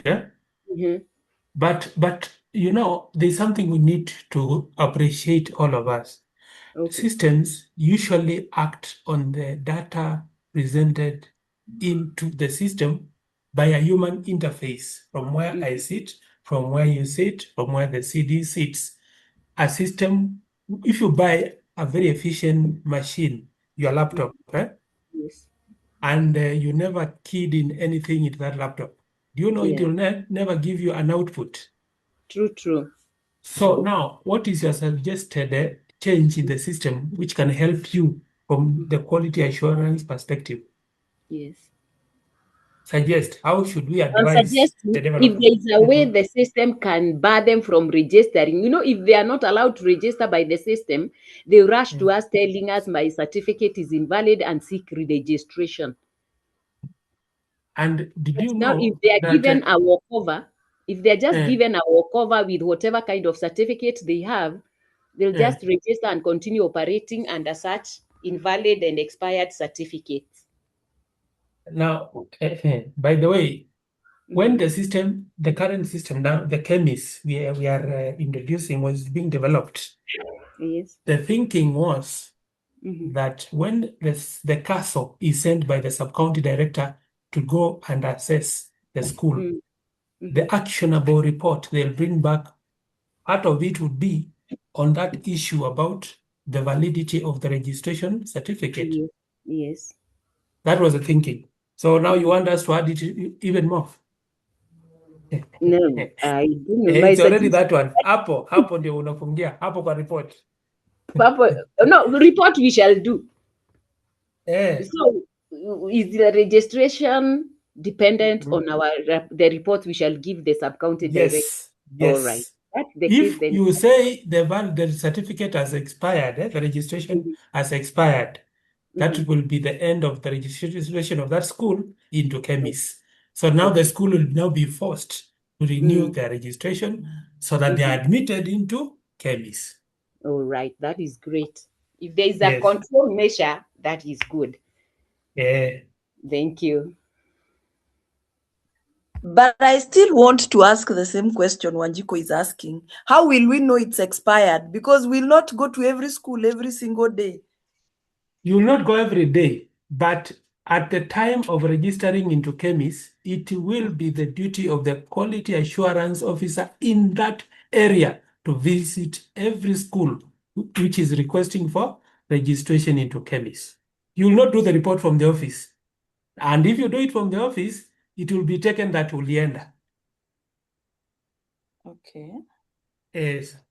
Alex, So we are sorry. to visit all schools, all of them, and re-register them afresh. Every time a school requests to be registered into KEMIS, you will schedule a visit and you'll go in person. Okay. Utavisit hiyo shule na uandike report. Sawa. That is what is envisaged. Ama utaki kwenda kwa shule zako? Hapana, si issue ya kuenda.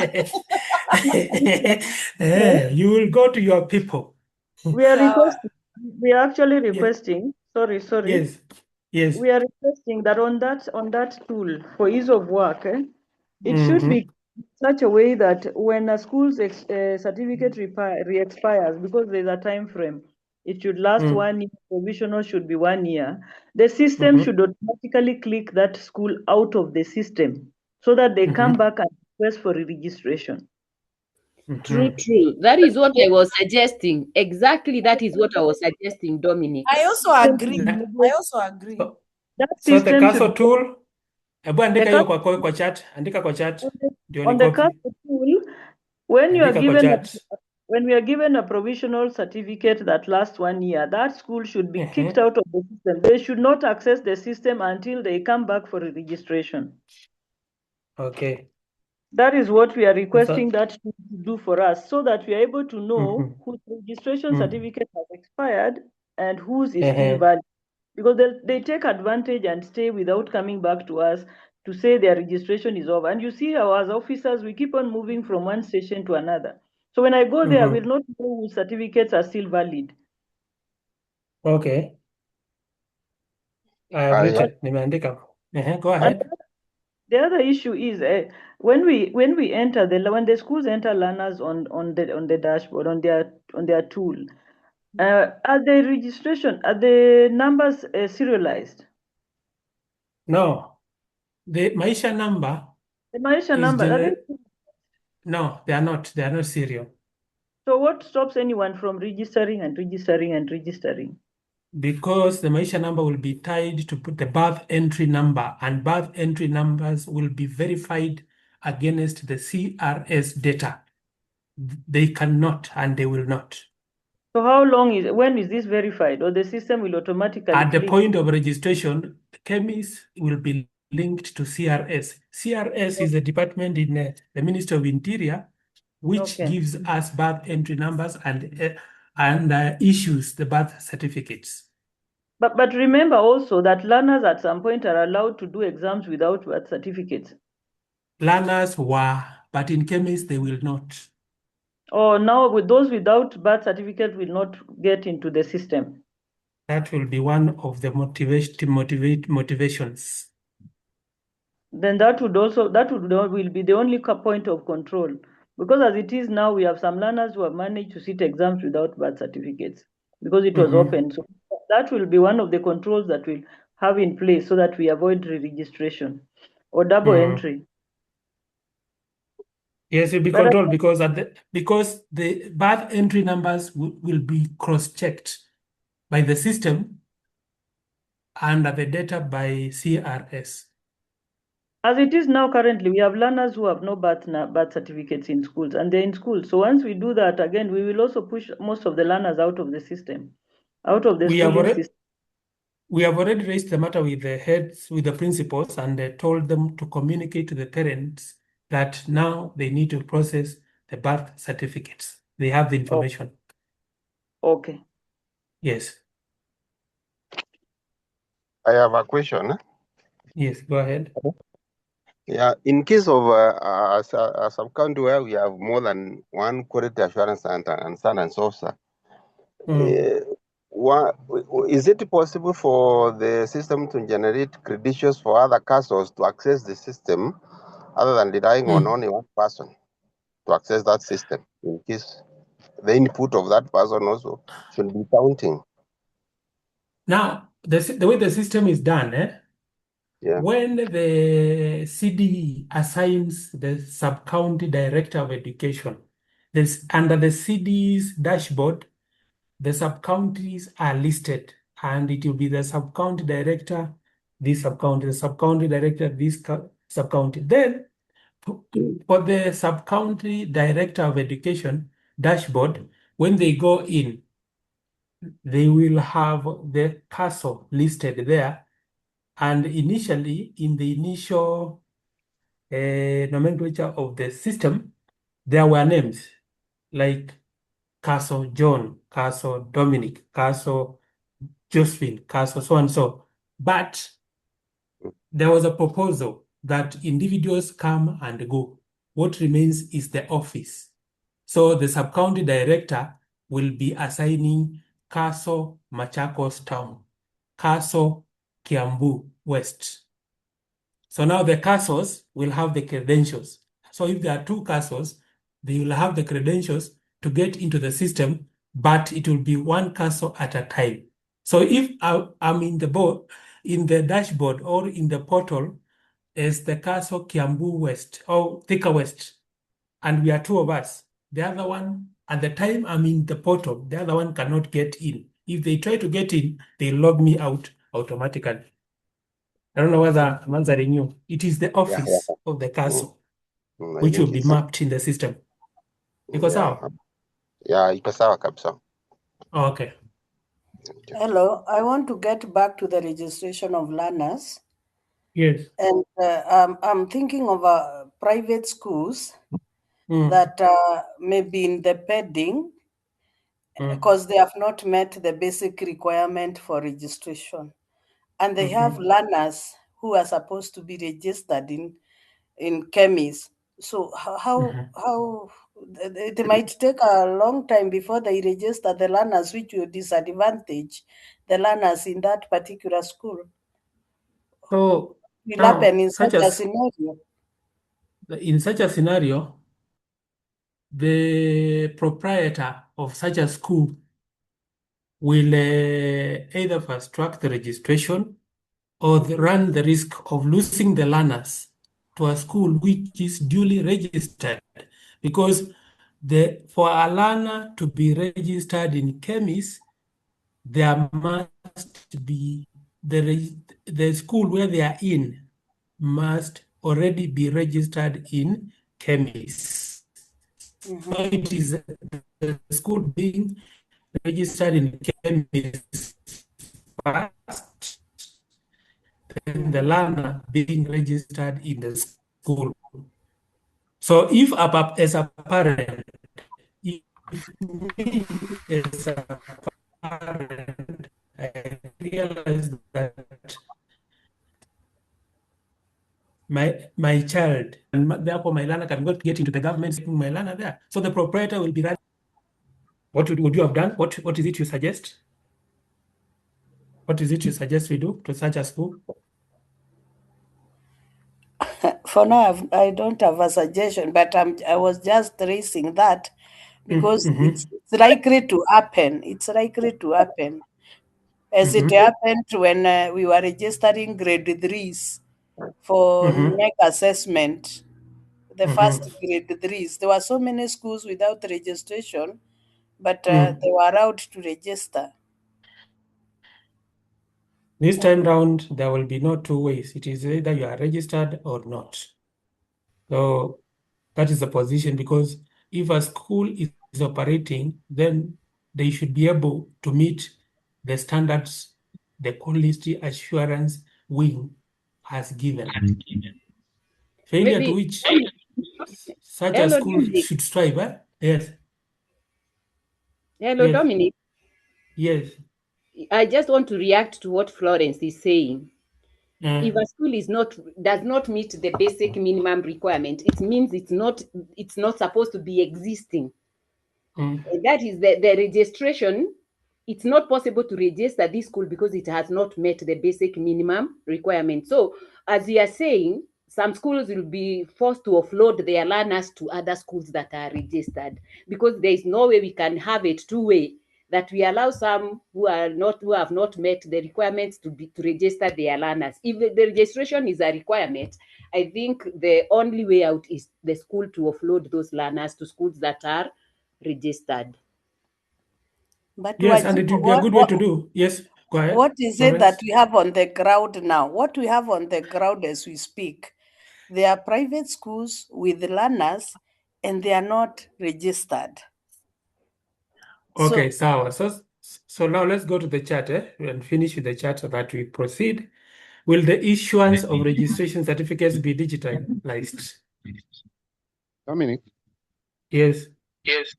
I wanted to say something. It is a clarification on the issue of assessment of schools, which we have proposed should be assessment, not inspection.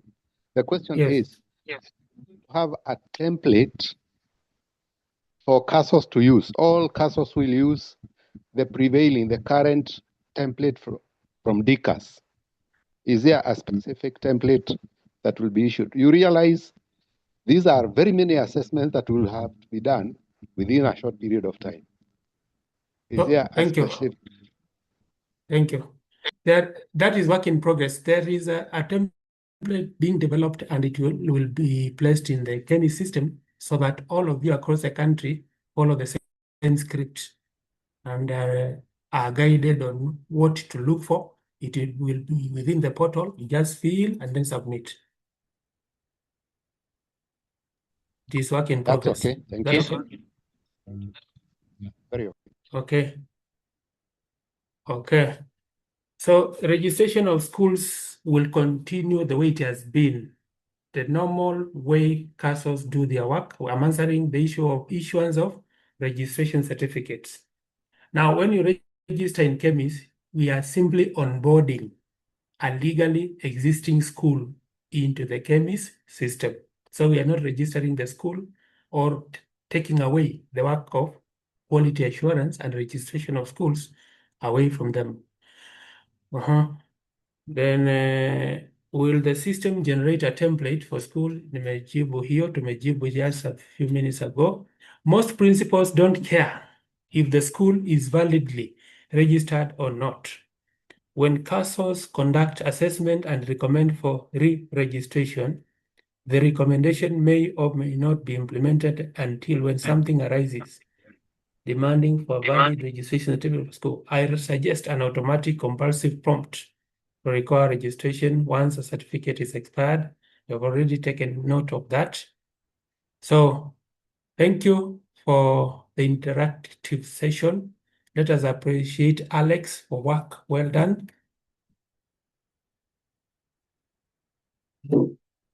Okay, so now let's go to the chat and fill the assessment form, the one I had attached earlier for the session, and that as I invite Catherine to continue with the next session.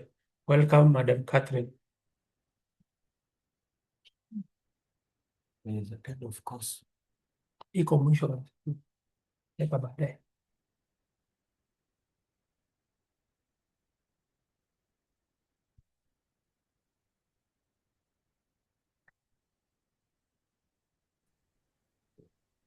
Thank you, Bwana Dominic. Good morning once again, colleagues. Good morning. Morning. Am I audible? Good morning, you're audible. Morning. Thank you. Yes. Now, from the discussion that we have just had, it indicates that we need to support our institutions. Do you agree with that?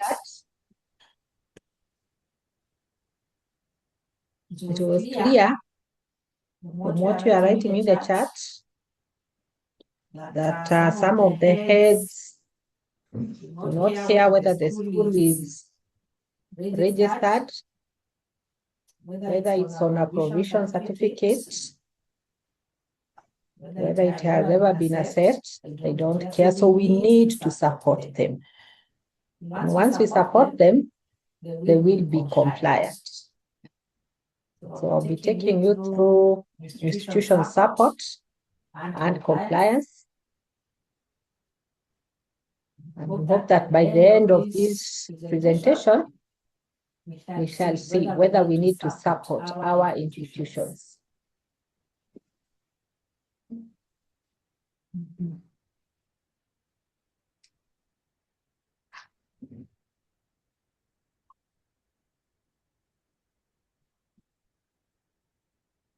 So it is our role as education officers to support institutions, and we are supporting them in what way?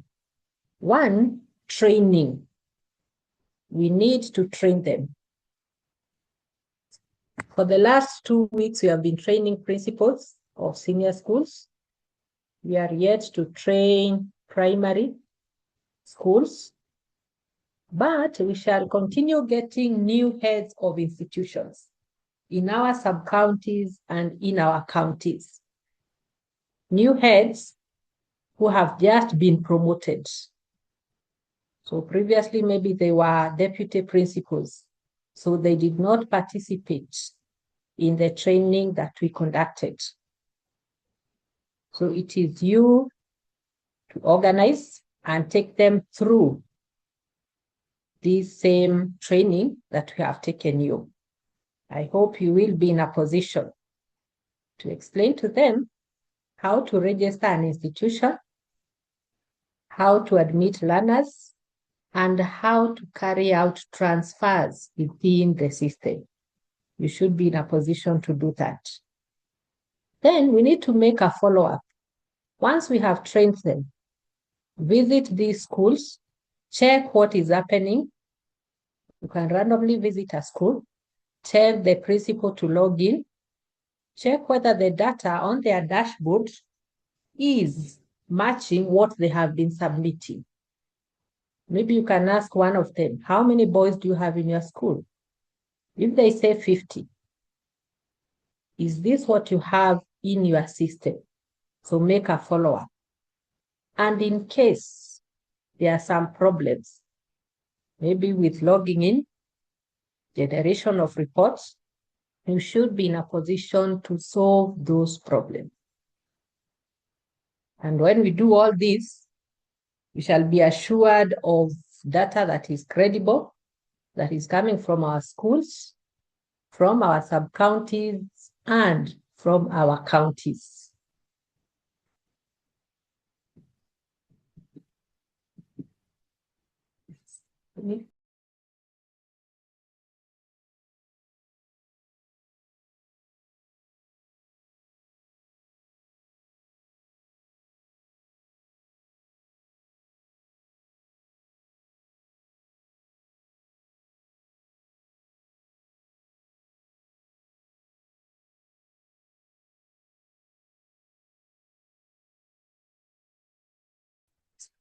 When we do all this, we expect to get some benefits. So what are these benefits that we intend to get when we support our heads of institutions? You as a sub-county director, as a council, as a CDE, what benefits will you get if you ensure that all your people have been trained? You have supported them. So I want us to come up with at least 10 points from every officer. We shall do this one in 2 groups. We discuss the benefits of supporting our heads of institutions in this system. So we shall be in 2 groups. I will request my host create 2 groups. And our role is to give the benefits of supporting heads of institutions as they navigate the KEMIS system. So that at the end of it all, we shall not be talking of problems, challenges.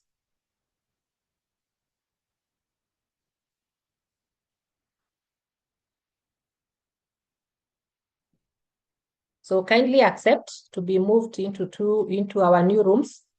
We shall have room 1 and room 2.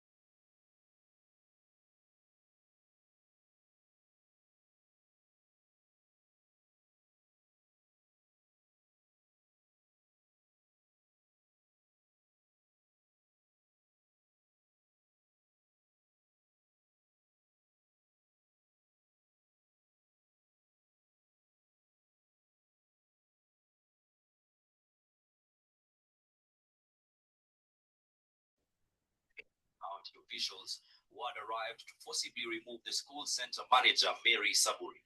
The county claims Saburi has been transferred and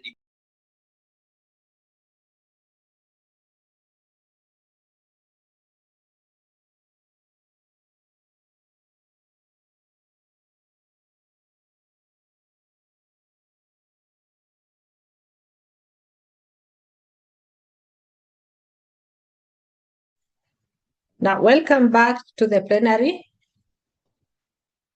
Welcome back. So let's get the views from room 1. Wanjiko, are you there? On behalf of room 1? I'm here. Yes, the floor is yours. Okay, I was not able to go through the chat because members decided to give to write on the chat section, but I've picked a few. Okay. Yes. The benefits of supporting heads of institutions within our jurisdiction as far as KEMIS system is concerned is, number 1, to help them become competent users so that they will give information that is correct and which is reliable. Number 2, providing accurate and timely data and reports. This will enable them to provide the other levels with the right data and in good time. Also, we have eliminate audit queries so that this does not have to affect everyone. If you support them appropriately, they'll be able to give the right data and no queries will arise as we submit the data to the higher levels. Then we have minimized inflated enrollment, whereby in the past we have had schools or heads of institutions giving inflated data for the purpose of capitation. This will be minimized when we sensitize them and support them appropriately. We also have reliable data for funding. That is, we'll have data that is accurate for funding, provision of capitation, and the instructional materials and such like things. It will strengthen institutional accountability. When the heads of institution are able to do it the right way, give the right data, institutions will be accountable and also there will be transparency. And lastly, administrative efficiency. Everybody, right from the head of institution to the sub-county officers to the CD, will have will be efficient in administrative issues, because if things get right down there at the school level, everybody else will be termed as efficient as far as administration is concerned. Thank you. That's the much we had. Thank you very much, Wanjiko. Let us all clap for Wanjiko.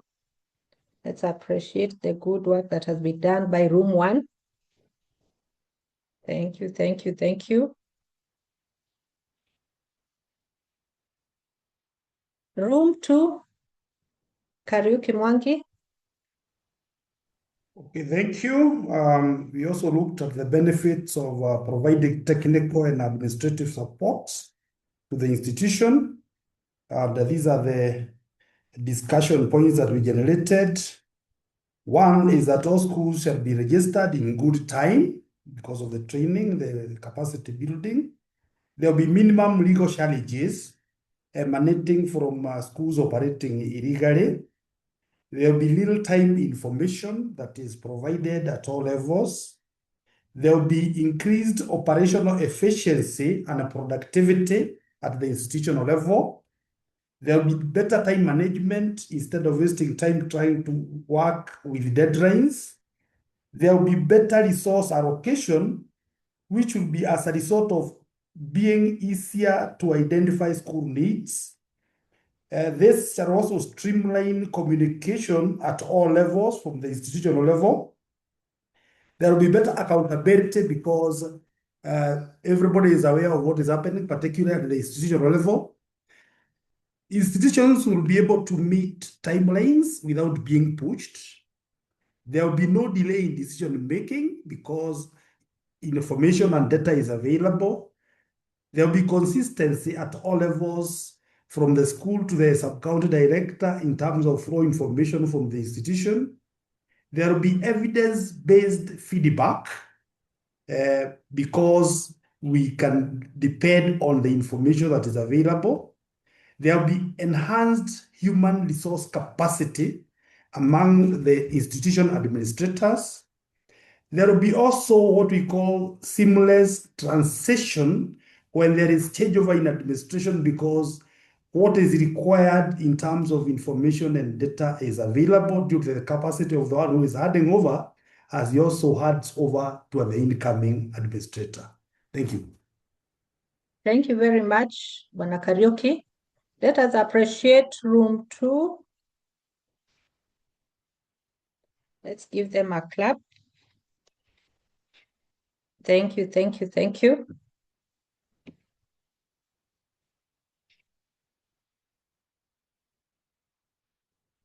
Now, if you want to make your work easier, please go for those benefits. Ensure you support the people in your sub-county and in your county. It will be very easy for you. Support them from the word go. And on top of what you have given, we are also adding that it will enhance compliance. That one has been touched by the 2 rooms. About data integrity, it will be improved. There will be strengthened institutional capacity, timely identification and resolution of challenges. We are not going to have surprises that we have a school whereby you have just discovered that they have 0 learners. You will be monitoring that one. You have also talked about system utilization. It will be enhanced, and you will have good decision making in advance as you attend these board meetings. So it will make your life easier. So whatever we have taught you, kindly ensure you pass it over to these principals and HOIs. Don't assume that they have been trained. We have also made our work easier by supporting you. So let us ensure that that chain continues. We support you, you support them, and this way we shall make our work easier. So any reaction about support? Any question about support?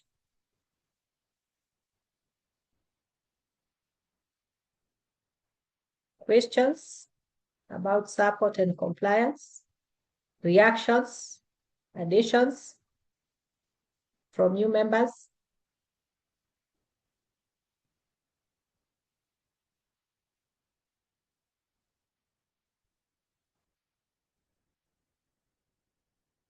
Is it okay on what we have discussed about support? Kindly react to that.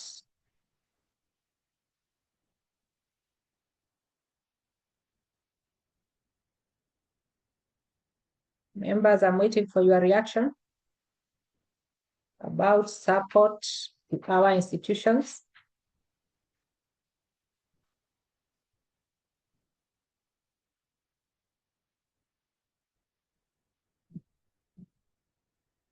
Kifayo says it saves quality time for operations. Thank you.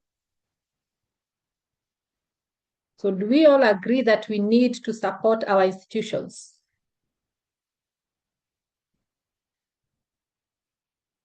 Are we in agreement? Jafet says yes.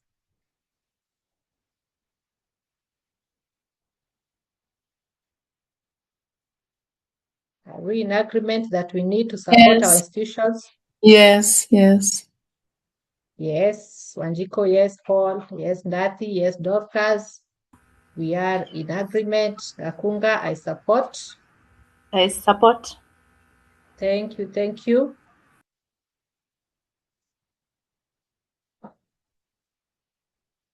Yes, Abdi Kadir. Abdi, welcome.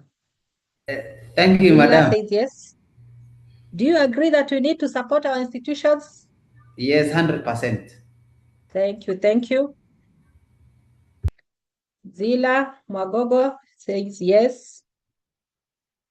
Nazari, yes. Freshia, yes.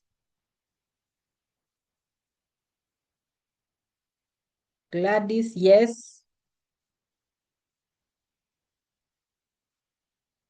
Ruth, yes.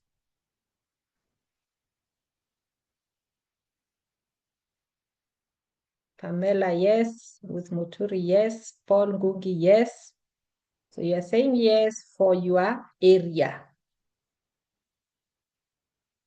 So thank you very much for confirming. And that one marks the end of my presentation. So I'll hand it over to my co-trainer to take you through the process of escalation. We have talked about problem solving in our support. So in case it goes beyond you, how do you escalate that? So you will be taken through by Dominic, and he will not take much time. Allow me to invite him. Na Dominic, karibu.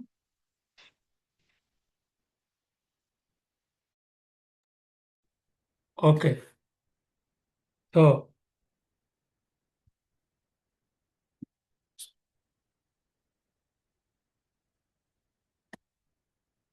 okay. Good afternoon. I can see you have appreciated the good work done by Madam Catherine. So it will not be harmful to repeat it again as I set up my tools. Thank you for appreciating her. Thank you. So now, before I share what we have, I would like to get some views from your end.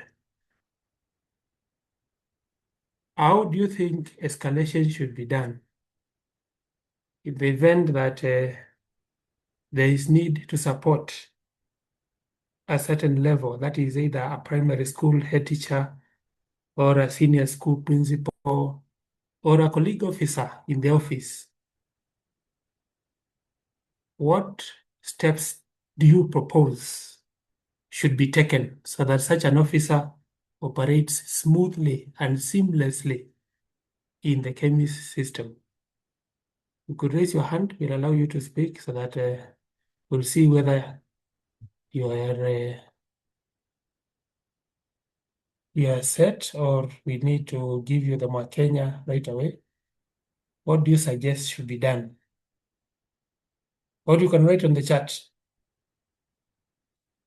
How should we assist one another so that all of us use the KEMIS system smoothly, seamlessly, and navigate the challenges which may arise?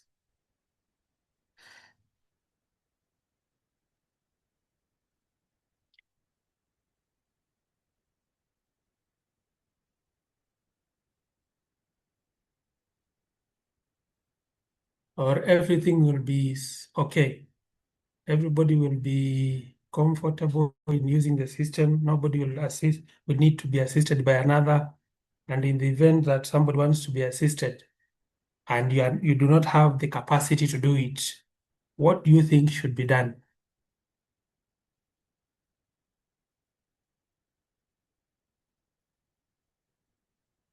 Mr. Kiberu Kimani, talk to us.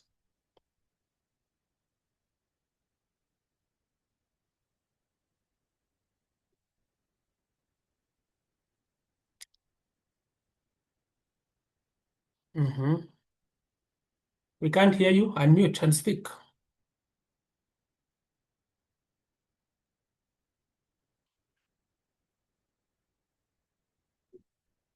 Madam Agnes Theory.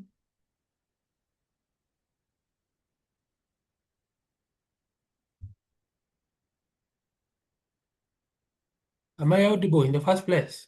Maybe I'm speaking alone. You are. Okay. I can see suggestions here on the chat box. And the first suggestion is that we should have a technical person at every region. So for Central Region, it is being suggested that we only have one person at the RD's office. I see. There needs to have a liaison officer for each county in charge of KEMIS. What other suggestion do we have?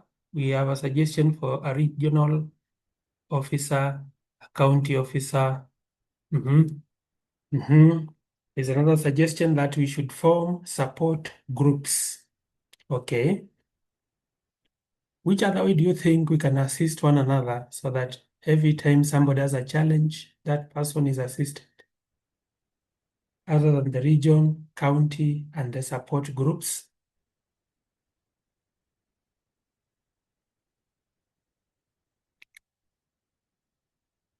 A hotline to call when you get stuck. We should set up a help desk where people A can free call in. hotline. Mm. Oh. Toll Okay, free. yes. Toll free. A toll-free line, Yeah. via which officers and other users can be assisted. Thank you for that suggestion. Then there's a suggestion on the chat again to have technical support group that will also include the system developers. Okay. So those are the suggestions. Let me share my screen. I have another suggestion, sir. Go ahead. I think you should consider a face-to-face training for these people at county level, even if it is one day. Even if it is one day, because of the gaps that along the way we have had during this training. It is very necessary. Oh, which are some of these gaps? Now, for example, people have also continuing with their normal activities. So sometimes you miss a session here and there. Maybe you are on transit, you miss a few aspects. So, and you can never really equate face-to-face with online training. They can never achieve the same result. So along the way, as we develop, maybe consider that going forward, because there's that KEMIS should attain in the main is critical. The point is taken. Any other? You had only one? If somebody has raised their hand. You see, somebody has raised their hand. Yes, it's I. Yes, Wanjiko. I had put it on the chat, but I was suggesting from time to time we receive ICT interns in our offices. As they are being deployed for this internship, is it possible? I suggest, if possible, they be capacity build to handle issues to do with KEMIS. Oh, just as a follow-up to that, you're in the sub-county? Yes. How many DLP interns do you have currently? Hey, they come almost, the last time I was in the office. Currently. I think there were about 5, if I'm not wrong.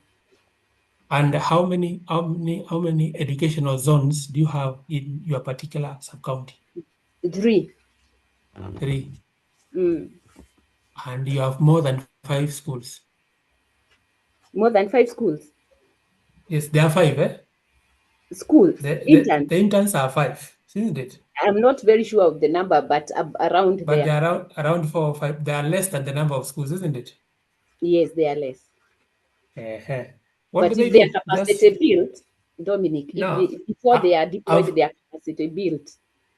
You know, one of the qualifications of the interns we send to the sub-counties and the county is that they have done a degree, bachelor's degree in technology. What they may lack is the teaching methodologies. And since this is a system, by virtue of their training, they are already hands-on. It's like sending a hot. Which example would I use? It's like sending a trained teacher to a zone to go and assist people in gaining skills on preparation of professional documents like schemes of work and lesson plan. So you are saying even if even if the teacher is trained in a particular 2 subjects, there is a standard way of writing a schemes of work and a lesson plan. The difference is just the content. So these interns are gurus in ICT. Usiwaone tu wamesomea computer. So they are Unless capable of walicopy, assisting in case of any. wako sawa, challenge them, you'll be shocked. Great. Yes. Thank So you. now, can we continue so that I share my screen so that we proceed? So now, let me do that so that you see what we are proposing in terms of escalation, what you'll be doing. I hope my screen is visible on our end, on your end.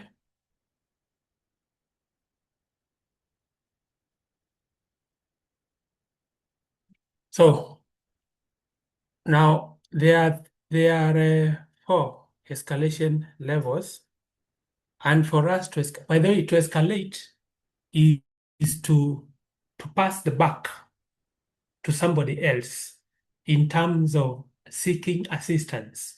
For example, somebody coming to the sub-county director of education's office and saying that my school internet connectivity has since stopped. We are no longer able to connect to the internet. Now, by virtue of your duties, you as a sub-county director or the quality assurance officer, you may not have the training and the capacity to deal with internet hardware issues. So when such an issue is reported to a particular office, whereby that office does not have the mandate or the ability to resolve, then they are allowed to ask another office to act and resolve the matter. And in this case, it is moving the issue to a higher office than where you are. So if you are the county director of education and several schools in your county have issues, you're moving the issue to the regional director's office or to headquarters. If you are the sub-county office and issues are reported to you and you are not able to resolve, you are moving the matter now to the county director's office and asking for a solution or a way of resolving the matter. That is what we are trying to address in this section. So now the first step for escalation, you will be identifying the point of contact. So I will be forwarding the matter to the technical officer based in the county director of education's office, and that officer will have instructions on how to either send their officer to go and resolve the matter or contact the ICT authority or contact an internet service provider if it's an internet issue. If a school is reporting about theft of digital devices, now you as a sub-county director, you know that now a security matter has to do with your head of department in the sub-interior. So you escalate the matter about theft of digital devices in a certain school in a sub-county. So the first step is having a map of the likely issues which may happen and who to ask for help or ask for a solution from. Then, in that map, you indicate what the indicators shall be that the issue has been resolved. So if it's an issue of internet connectivity, it is you now using that toll-free line to contact either the school or the county KEMIS officer through the CDE to know whether they handled the matter you passed to them earlier on, a week before or a month before. So you pass a matter in February, a few days later, you follow up. That is the second step to establish whether the matter was resolved or they are ongoing in looking for a solution or it is pending. Now, the third step in the escalation levels is having a record justifying the actions you took, that you already passed the matter to officer so-and-so, and they did 1, 2, 3, and therefore the issue is resolved, or the issue is pending, and therefore I'm following up. So those 3 steps, having a theoretical map, doing the actual escalation, and following up to see whether the issue has been resolved, so that the schools in your region or area of jurisdiction fully access and use KEMIS. Any question about the 3 steps on the things we need to do before now we go to the actual map?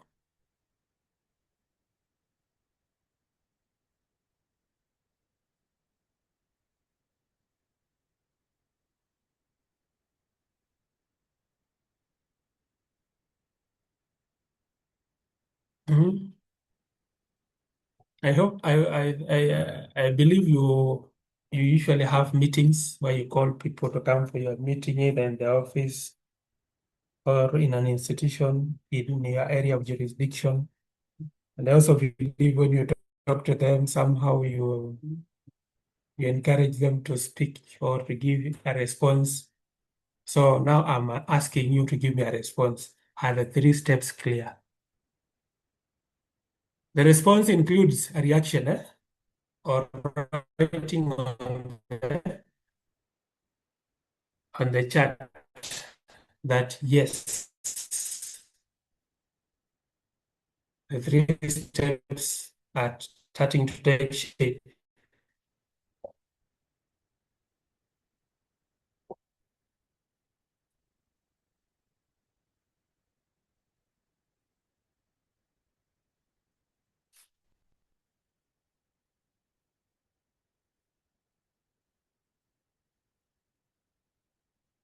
The class is empty.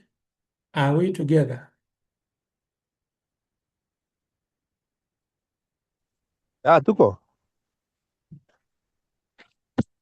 Okay. nasikiliza. Okay.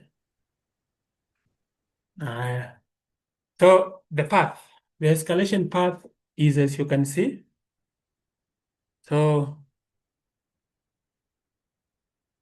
a volunteer read the first line so that I can see that sitaki kusikiliza sasa, nataka kusikiliza mimi. Somebody read the first line of the escalation Head path. of institution, first point of contact for any issue within the institution. So now the head of the head of institution here refers to head teacher in primary or the principal in a school. Remember, these are the first users. These are the people who will create an institution so that now the CD can take it up and assign the sub-county director of education, and then the chain continues about the approval. So now there is a possibility that the head teacher or the principal may encounter some challenge. So if they were to encounter a challenge, they will ask you, the person in the sub-county office, that is the sub-county director of education or the county or the quality assurance officer, they will ask you, what do I do? Because I have issue 1 or issue 2 or issue 3. And the issues could either be an internet connectivity matter, could also be an issue of broken down digital devices. It could also be an issue of a user who is misusing a user account. It could also be an issue of a parent or a guardian who has refused to give the required data. There could be so many issues, but they are coming from a head of an institution or a principal in this matter. So that is the first point. You should now be alert that you will be getting queries from the head of institution. So what do you do? Some of them you will resolve. Others, you will do what the second line says. You will be doing what the second line says, for most of the issues. So somebody read the second line. Another person. SCD. Go ahead. resolves data validation errors, user access issues, and system level problems within the sub-county. Yes. So now, when you are in the office of the sub-county director, either as the sub-county director or the officers you will assign to assist you in the office in matters KEMIS, you'll be receiving now the issues from the head of institution or the principal that there are issues with the data, that there is incomplete data, they have asked for this and that from the parents, and the parents have refused to give all the data they collected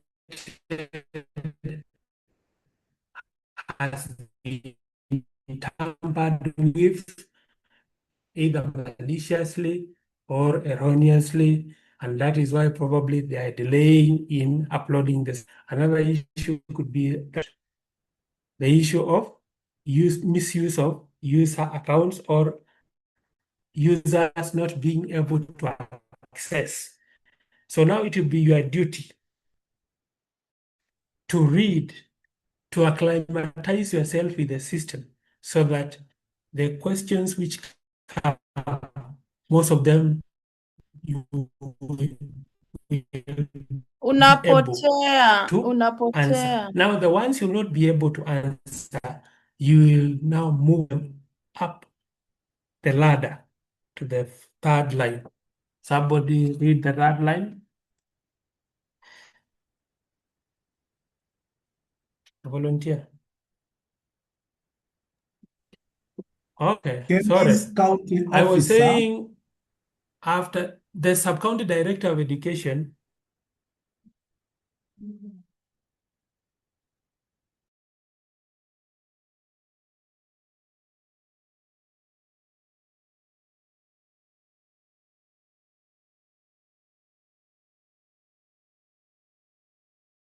Umepotea kabisa.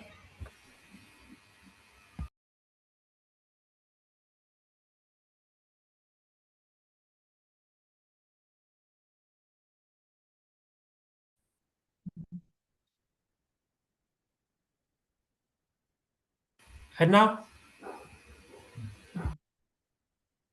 am I back? Dominic, we have lost you. You are back now. Okay. So I was saying the sub-county director will be able to resolve some of the issues. The ones you will not be able to resolve at the sub-county director of education office level, you will request for assistance from the county director's office.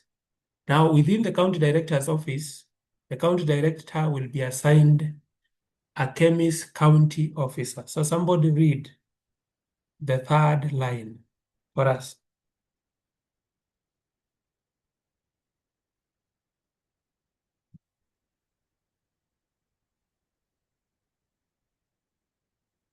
Volunteer?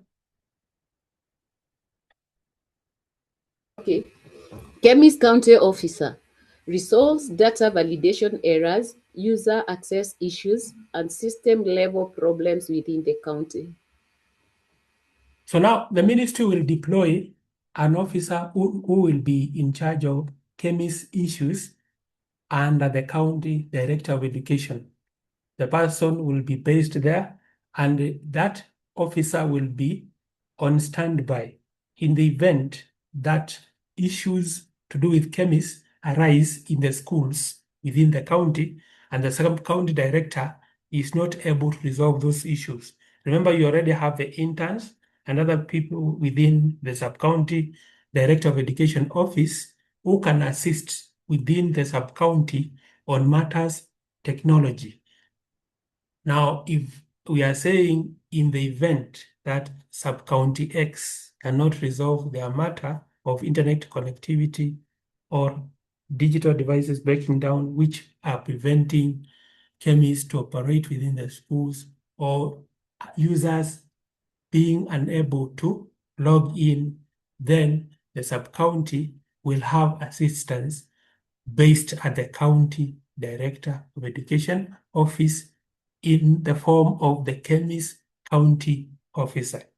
So the 47 county KEMIS officers, in the event one of them or several of them have issues which require further support, they will do what we have in the last line. This person will be based at the KEMIS, at the ministry headquarters. So somebody, a volunteer? The last one?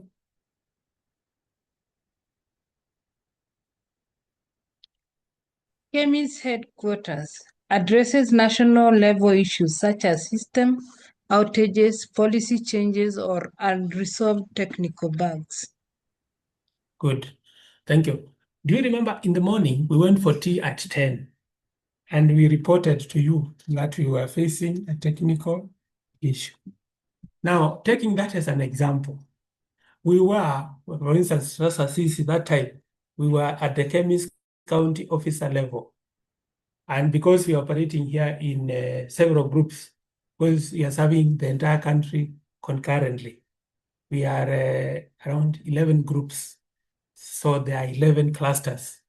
So now all the clusters at that time had an issue accessing the system. So what we did offline, we called the system administrator, and they were able to tackle the technical issues. So when the system goes live, there will be issues which, despite the efforts you will put at the county level, if it is the entire system, KEMIS server issue, which is at hand, that the server is not accessible, then the county office will now have to call the headquarters so that the system matter may be resolved. For example, a system outage, if the server is down, it has to be resolved at source. And then when we go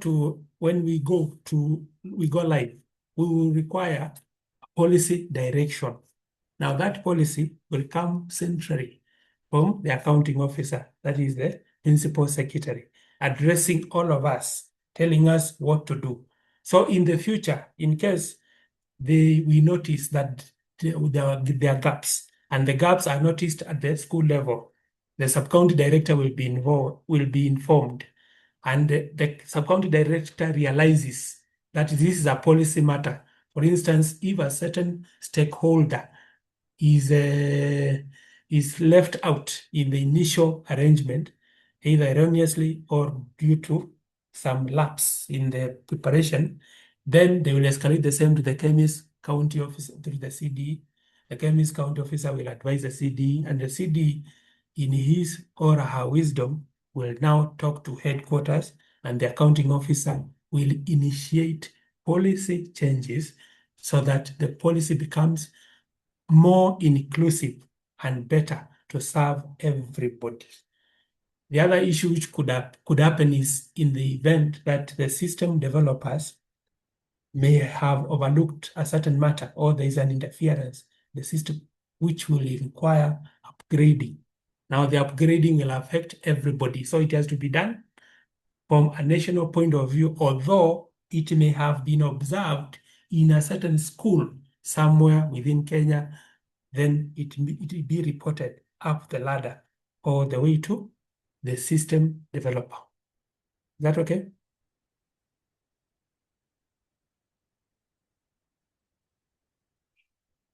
Silence means everybody is fine. So now, diagrammatically, this is what I've been explaining all along, that the head of institution may encounter a challenge, and when they do, they will report to the sub-county director of education. The sub-county director of education will resolve some of the issues, and whichever issue they'll not be able to resolve through themselves and the officers assigned to them at the sub-county director of education office, they will escalate the ones they are not able to resolve. Then the CDE will resolve all the issues, all the KEMIS issues which may arise within their counties. And in the event they are not able to resolve through this KEMIS county officer or any other officer who is conversant with technology within their office, then they will escalate the matter to the KEMIS headquarters. And in this case, the KEMIS headquarters will mainly be dealing with system issues, policy issues, and issues to do with improvement of or upgrading of the system as the need may arise from the usage and the reports we'll be getting throughout this chain. Is that okay? Is that okay on this one? Hapa, imeeleweka hapa?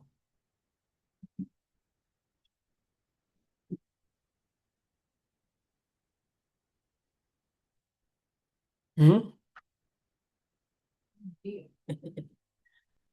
Okay. There's a yes which has come. Asante sana, Madam Gladys. So now, the escalation matrix looks like this.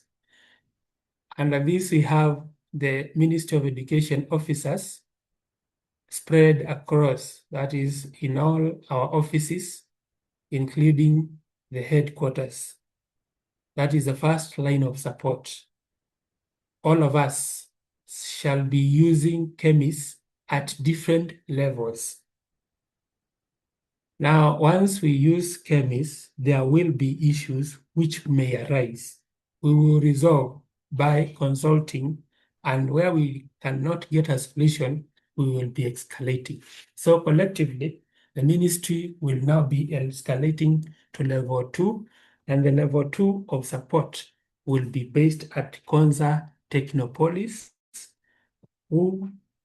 and these people at Konza work together with other support partners in technology. Now, the people at Konza Technopolis and the partners work under the guidance of the ministry leadership. That is the third level, and that is the policy level, because these are the ones who are giving us the policy direction that we need to move from NEMIS and then transit to KEMIS. Then Konza develops KEMIS. KEMIS is developed and brought to us. We work with it, we encounter problems, take the problems back to Konza. Konza works on the problems. If they cannot resolve, they go to the leadership and say, this is what the people are saying, but we can't resolve. Therefore, change the policy is changed, and the cycle continues. Now, some of the issues which may arise include issues to do with internet connectivity. Another issue may be issues to do with financing the systems and the requisite services, like getting data bundles for schools and other issues. And then the other issue which may arise in this escalation is the KEMIS system itself. So it is, somebody may find it not what? There are people who may give some feedback about either the aesthetics or the way the interoperability of the system is. The other issue which may arise is about the interference, that is security, hacking, and interference with the data, the way it is put in. How secure will that data be? How will the data comply with the various legal and policy frameworks as we discussed earlier? So the issues to be escalated here will include security and the legal and policy contraventions which may occur.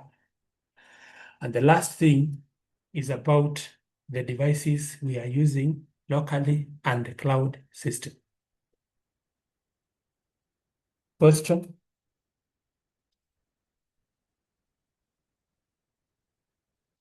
Any question?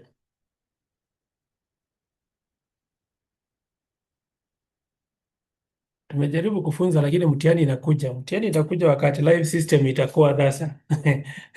Sasa hapo ndio itakuwa sasa unashangaa kwa nini sikuuliza. So kuna mtu ako na swali ya kuniuliza. I will either answer or escalate. So ask. Any question?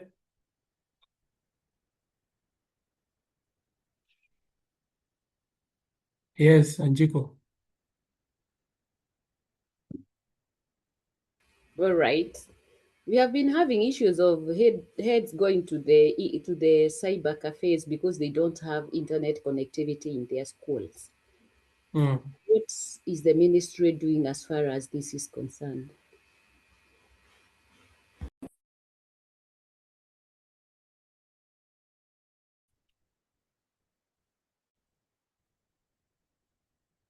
Of going to a cyber and claiming that they don't have data is just an excuse. Why? There are plans, data, there. I hope I'm audible. Anjiko, can you get me? Yes, I can get you, Dominic. Yes, the act of taking school data to a public space, claiming that a school does not have data bundles, is an excuse. The real problem is lack of capacity or acting in secrecy. That is, the principal doesn't want any other person to know the numbers they are uploading and the information they are uploading. Why? The reason I'm saying so is because the amount of money they spend in the cyber is a fraction of what they would have used to buy data bundles, in that there are data plans which are far much cheaper than what they are charged when they go to the cyber. So it's an issue of either capacity or mistrust. They don't want any other person in the school to know what they are uploading. So what is the solution? The solution is, and we told them when we trained them as principals of senior schools, they will be creating a user and the user account. The username will be the school email and the password will be sent to that email. The email will be attached to the school. So if the information is leaked or is found in the wrong place, now it will be tied to the source. And what is the source? That user account. That is particular user. So we told them they need to safeguard the integrity of school data. And what we are trying to capacity build people to be more confident in using devices. So if they were to spend 5,000 in the cyber and they spend 1,500, they'll have saved 3,500. For example, if that were to be. So now it is now your duty to also continue preaching the same in the sub-counties. If all of us were to be confident and tried to use the devices in the school, buy data bundles, using the same amount we'd have used in the cyber at a lower cost and save the money for another service within the school. I'm talking to somebody, I'm saying, I'm giving stories. Wanjiku? Yes, you are clear, Dominic. I get you. Thank you. Yes. Yes, it's an issue of confidence and telling them, trying to preach logic to them. Any other question?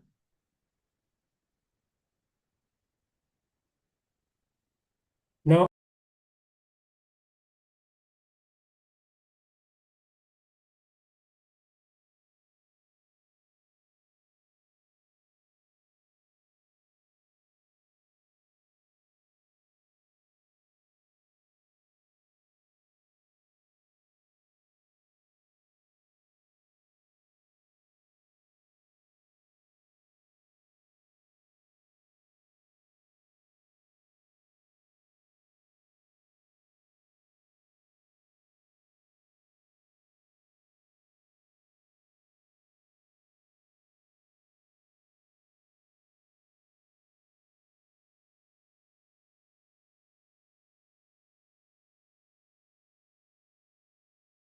Okay. You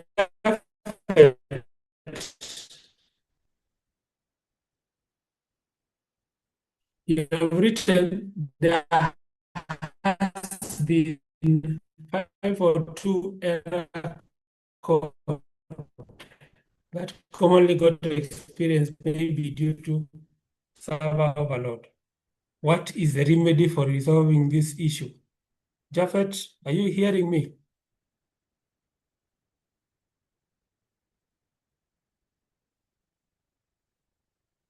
so that I continue.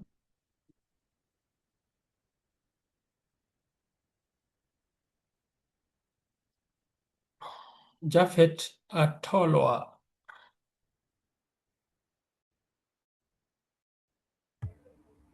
Yes, I'm Are hearing you. you with us? Yes, I'm with you.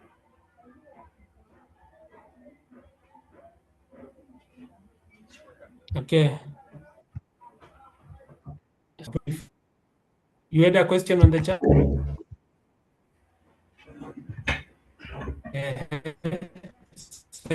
The question.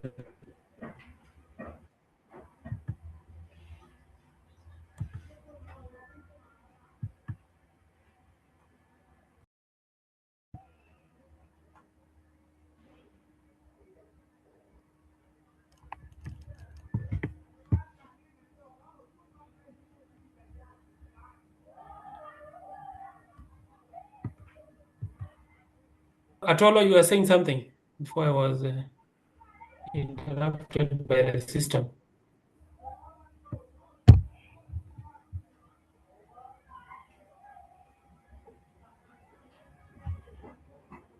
Are you speaking, Atolo? Yeah, Japhet? you had called me. Yes, because I you had was written something. responding. Yes, yes. I was asking about the 542 error code. Say it loud. Say it. Go ahead. Yeah. That got to be experienced in the initial system.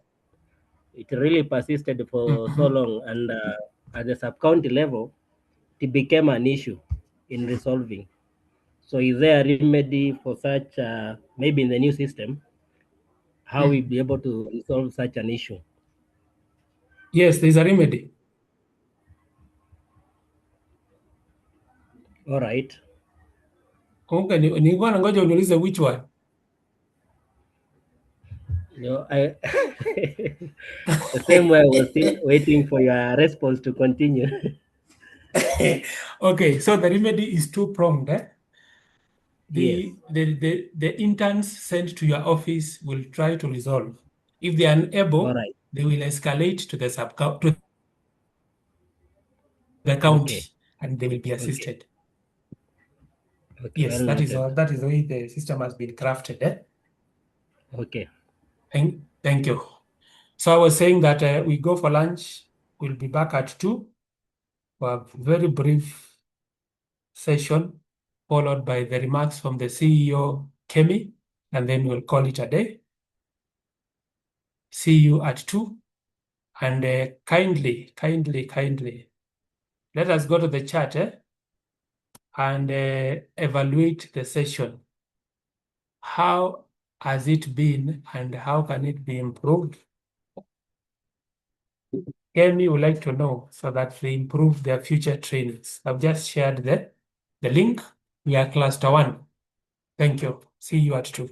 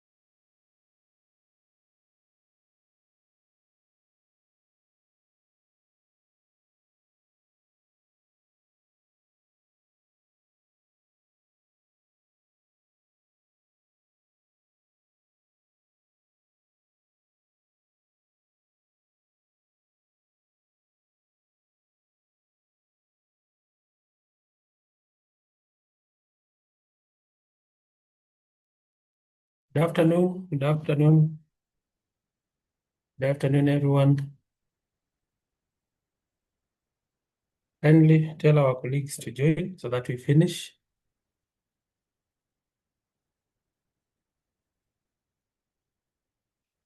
Good afternoon. Good afternoon. Kindly tell your colleagues to join so Good that we afternoon. finish. Thank you. Thank you. Good afternoon. Kindly tell your colleagues to join, to rejoin so that we Okay, finish. okay.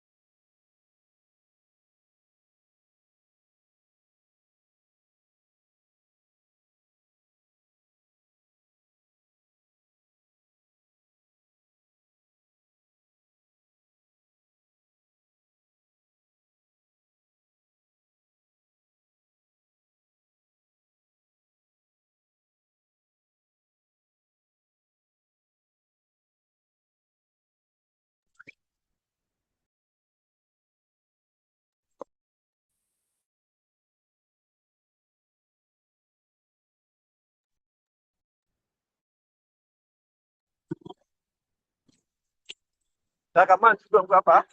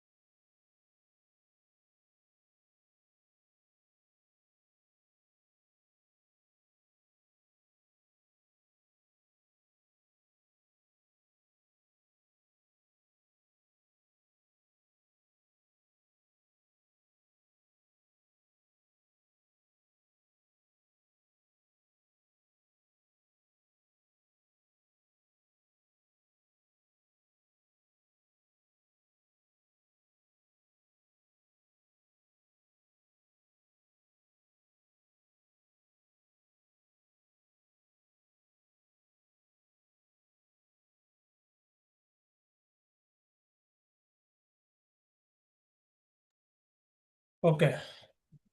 I hope you can hear me now.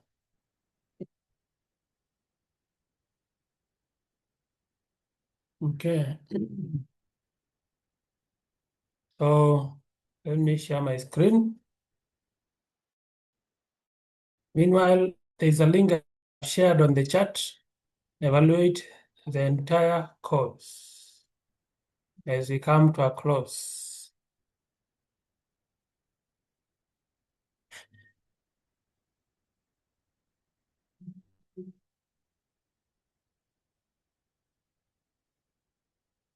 Okay.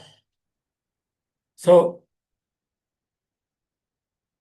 you will be accorded enough time to navigate the system and be able to acclimatize with the various sections of the system. That is logging in, creating users, and you'll also be given an opportunity to get back to us and give us any areas of improvement which you may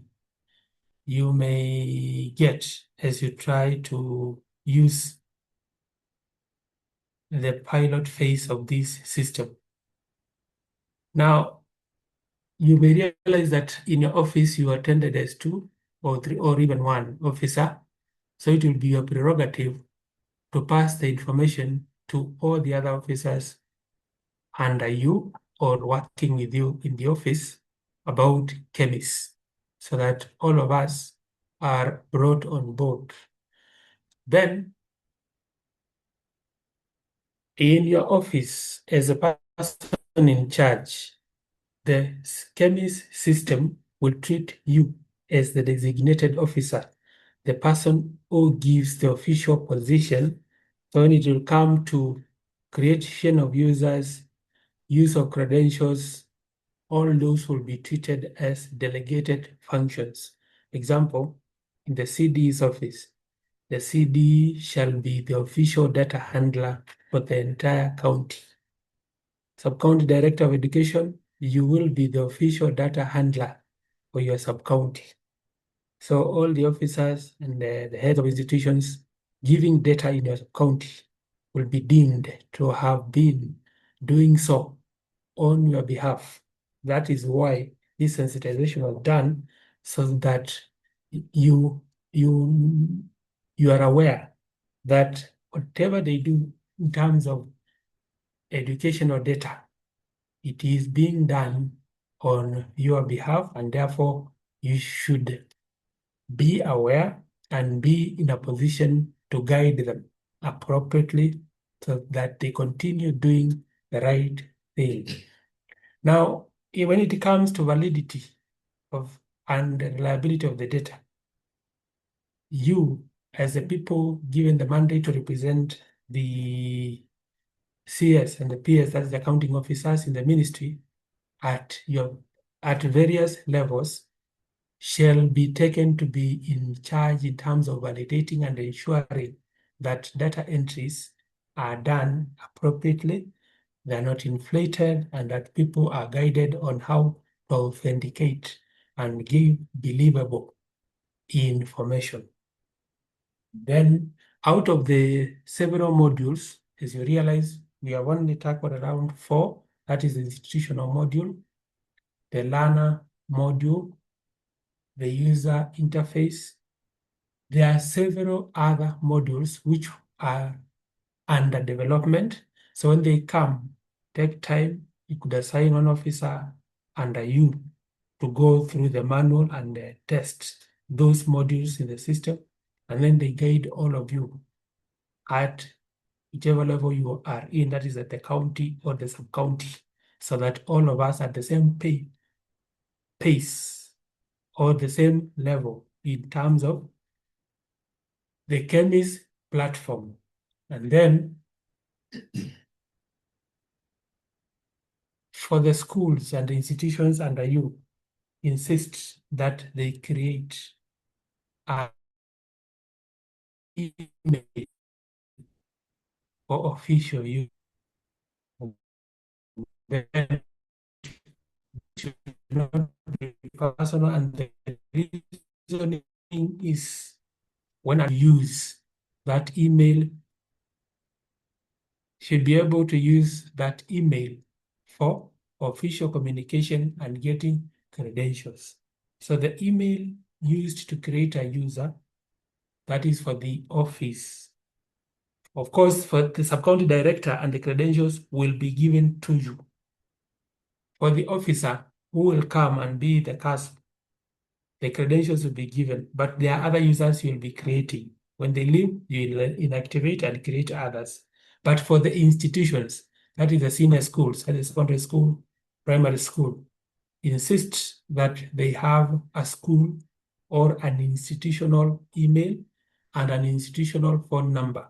And I've said the reason is when there is a change of the office there, the incoming person should be able to use that particular email and phone number for communication on KEMIS issues. I hope that is clear on the way forward. Any question before we go to the closing remarks from us and then from the CEO?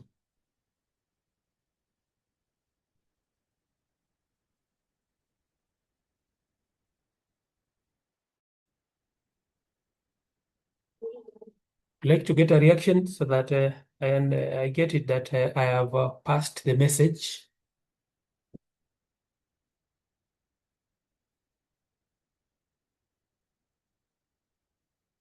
Okay, okay, okay. So,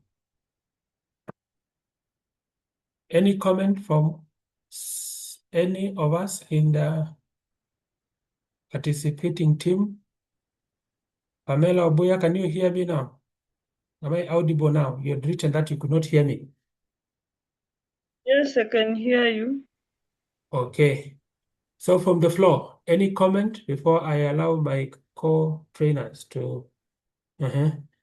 Mr. John is asking that we share the notes. Yes, it will be done from the office of the CEO, Kemi, at an appropriate time. They will be shared. Somebody to unmute and give a comment before we come back to us and hear the comments of the CEO.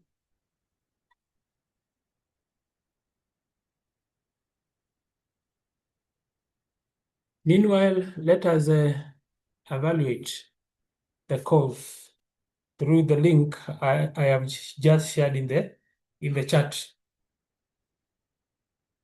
Kindly evaluate the course so that you can assist Kemi in making future trainings better. Your feedback will assist Kemi in making their trainings better in the future. And remember, as you respond, we are cluster 1.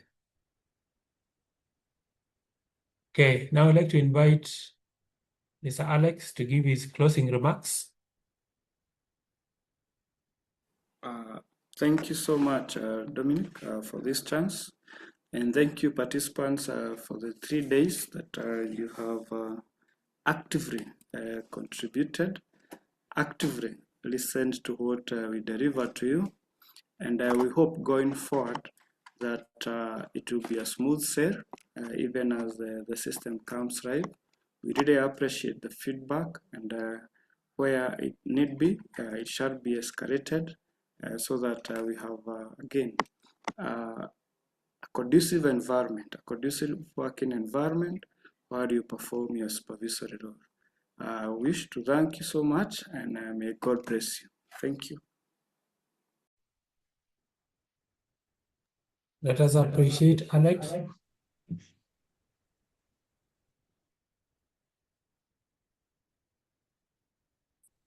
Thank you. Let me take this opportunity to invite Madam Catherine to give our closing remarks. Thank you, Dominic. Good afternoon, colleagues. Mine is to thank you very, very much for your active participation throughout the training. Also to thank you for your commitment. It was commendable. I'd encourage you to share the knowledge that you have gained in this training with your colleagues. The success will be measured by the impact that you'll make in your sub-counties or counties. So we shall be watching. But remember, this is only the beginning. It's not the end of the training. We shall have others. We shall continue supporting you. So continue interacting with the system, ask questions, support one another, communicate on the challenges that you are getting, and also the opportunities. So feel free to contact me I am at the Ministry of Education, Directorate of Secondary. Thank you very much. Mbarikiwe sana. Good afternoon. Thank you. Thank you. Let us appreciate her.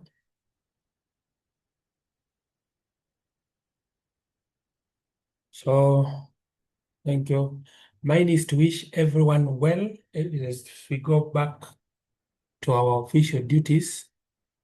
When the system comes live, we look forward to the Central Region being ranked the best in the uptake of KEMIS. Otherwise, let me take this opportunity now to share the remarks from the CEO KEMI.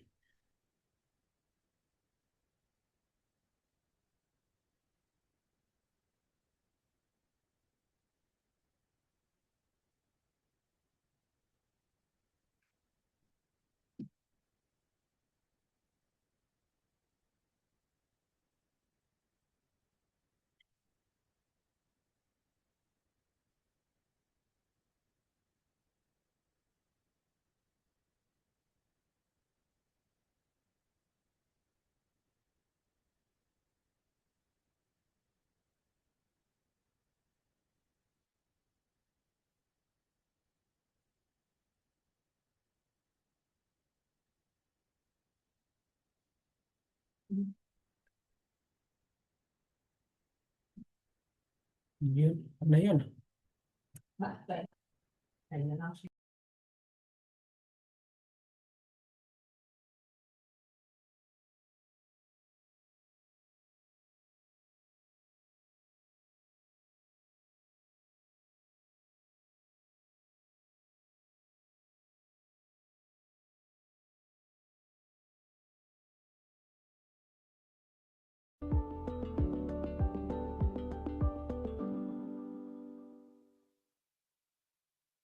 To our county directors of education, sub-county directors of education, quality assurance and standards officers, schools auditors, and all education officers who have participated in this important online training for Kenya Education Management Information System.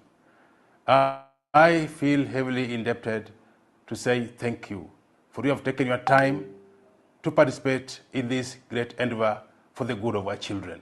I am more than glad to attend the closure of this training workshop. Indeed, it has been a journey of 3 days, a journey of practical engagement, a journey of sharing with one another, a journey of visiting the scenarios in our institutions of learning as you engaged with one another and with facilitators throughout the 3 days. I am more than inspired to participate in this closing workshop because I was participating in this program in your background. I trust you may not understand, but I was there with you, sharing and learning together with you as you are carrying on with this important training for the last 3 days. I do appreciate the skills that have been transferred throughout these 3 days. These skills will inform on building a lasting data management system for our sector. And as our key players in the sector, we trust that our heads of institutions experience the beauty of KEMIS, because KEMIS will be the one-stop point for data management for our sector. It will enable our institutions of learning to provide quality, accurate, and informed data for government decision-making.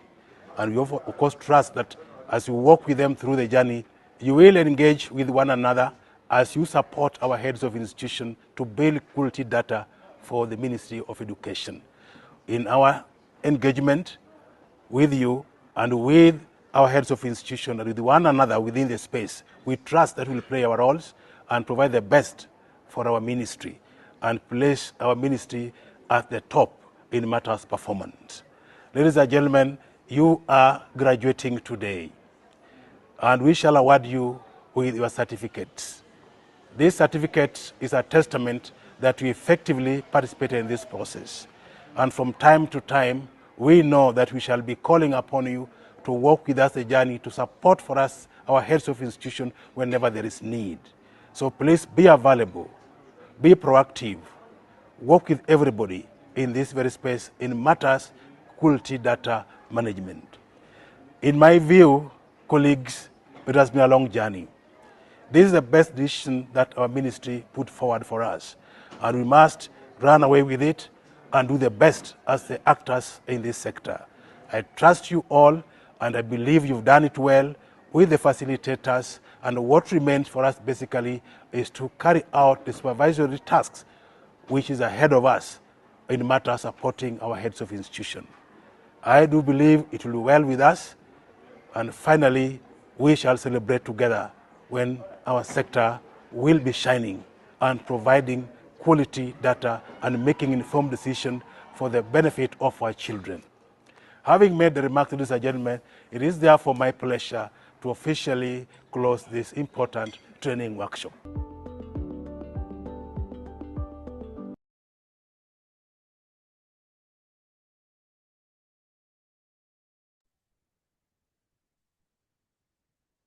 Okay. I would like to invite a volunteer to pray for us. Closing prayer. Volunteer.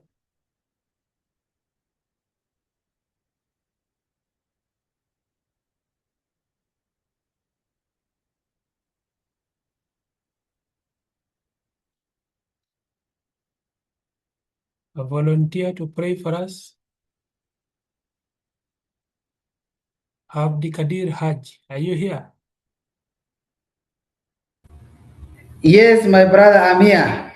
Could you close for us kindly? The word of prayer.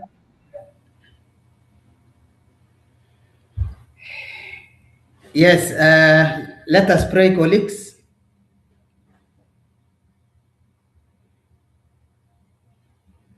In the name of Allah, the most gracious, the most merciful,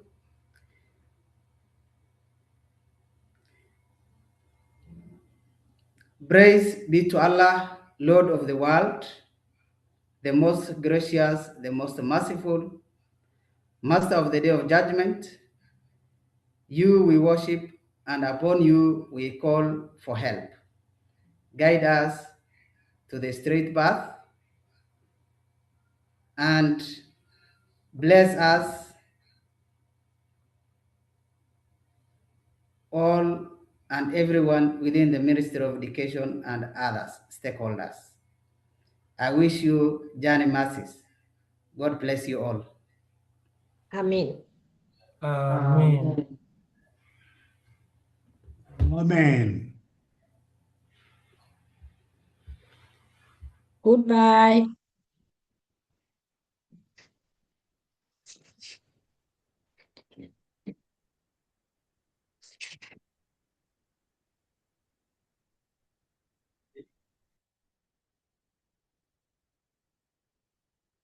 Bye. Bye. Bye. See you. Bye. Goodbye, Dina. Bye. Goodbye, John. Goodbye, Jeremiah. Bye, Wakiarie. Goodbye, Karaoke, my secretary. Goodbye. Goodbye, Virginia. Goodbye. Goodbye, Jafet. Thank you, thank you, thank you. Mbarikiwe sana. Thank you very much, Catherine. Thank you, thank Goodbye, you. Catherine. Yeah. Goodbye, Charles. Goodbye. Goodbye, goodbye. Goodbye. Goodbye, Charles.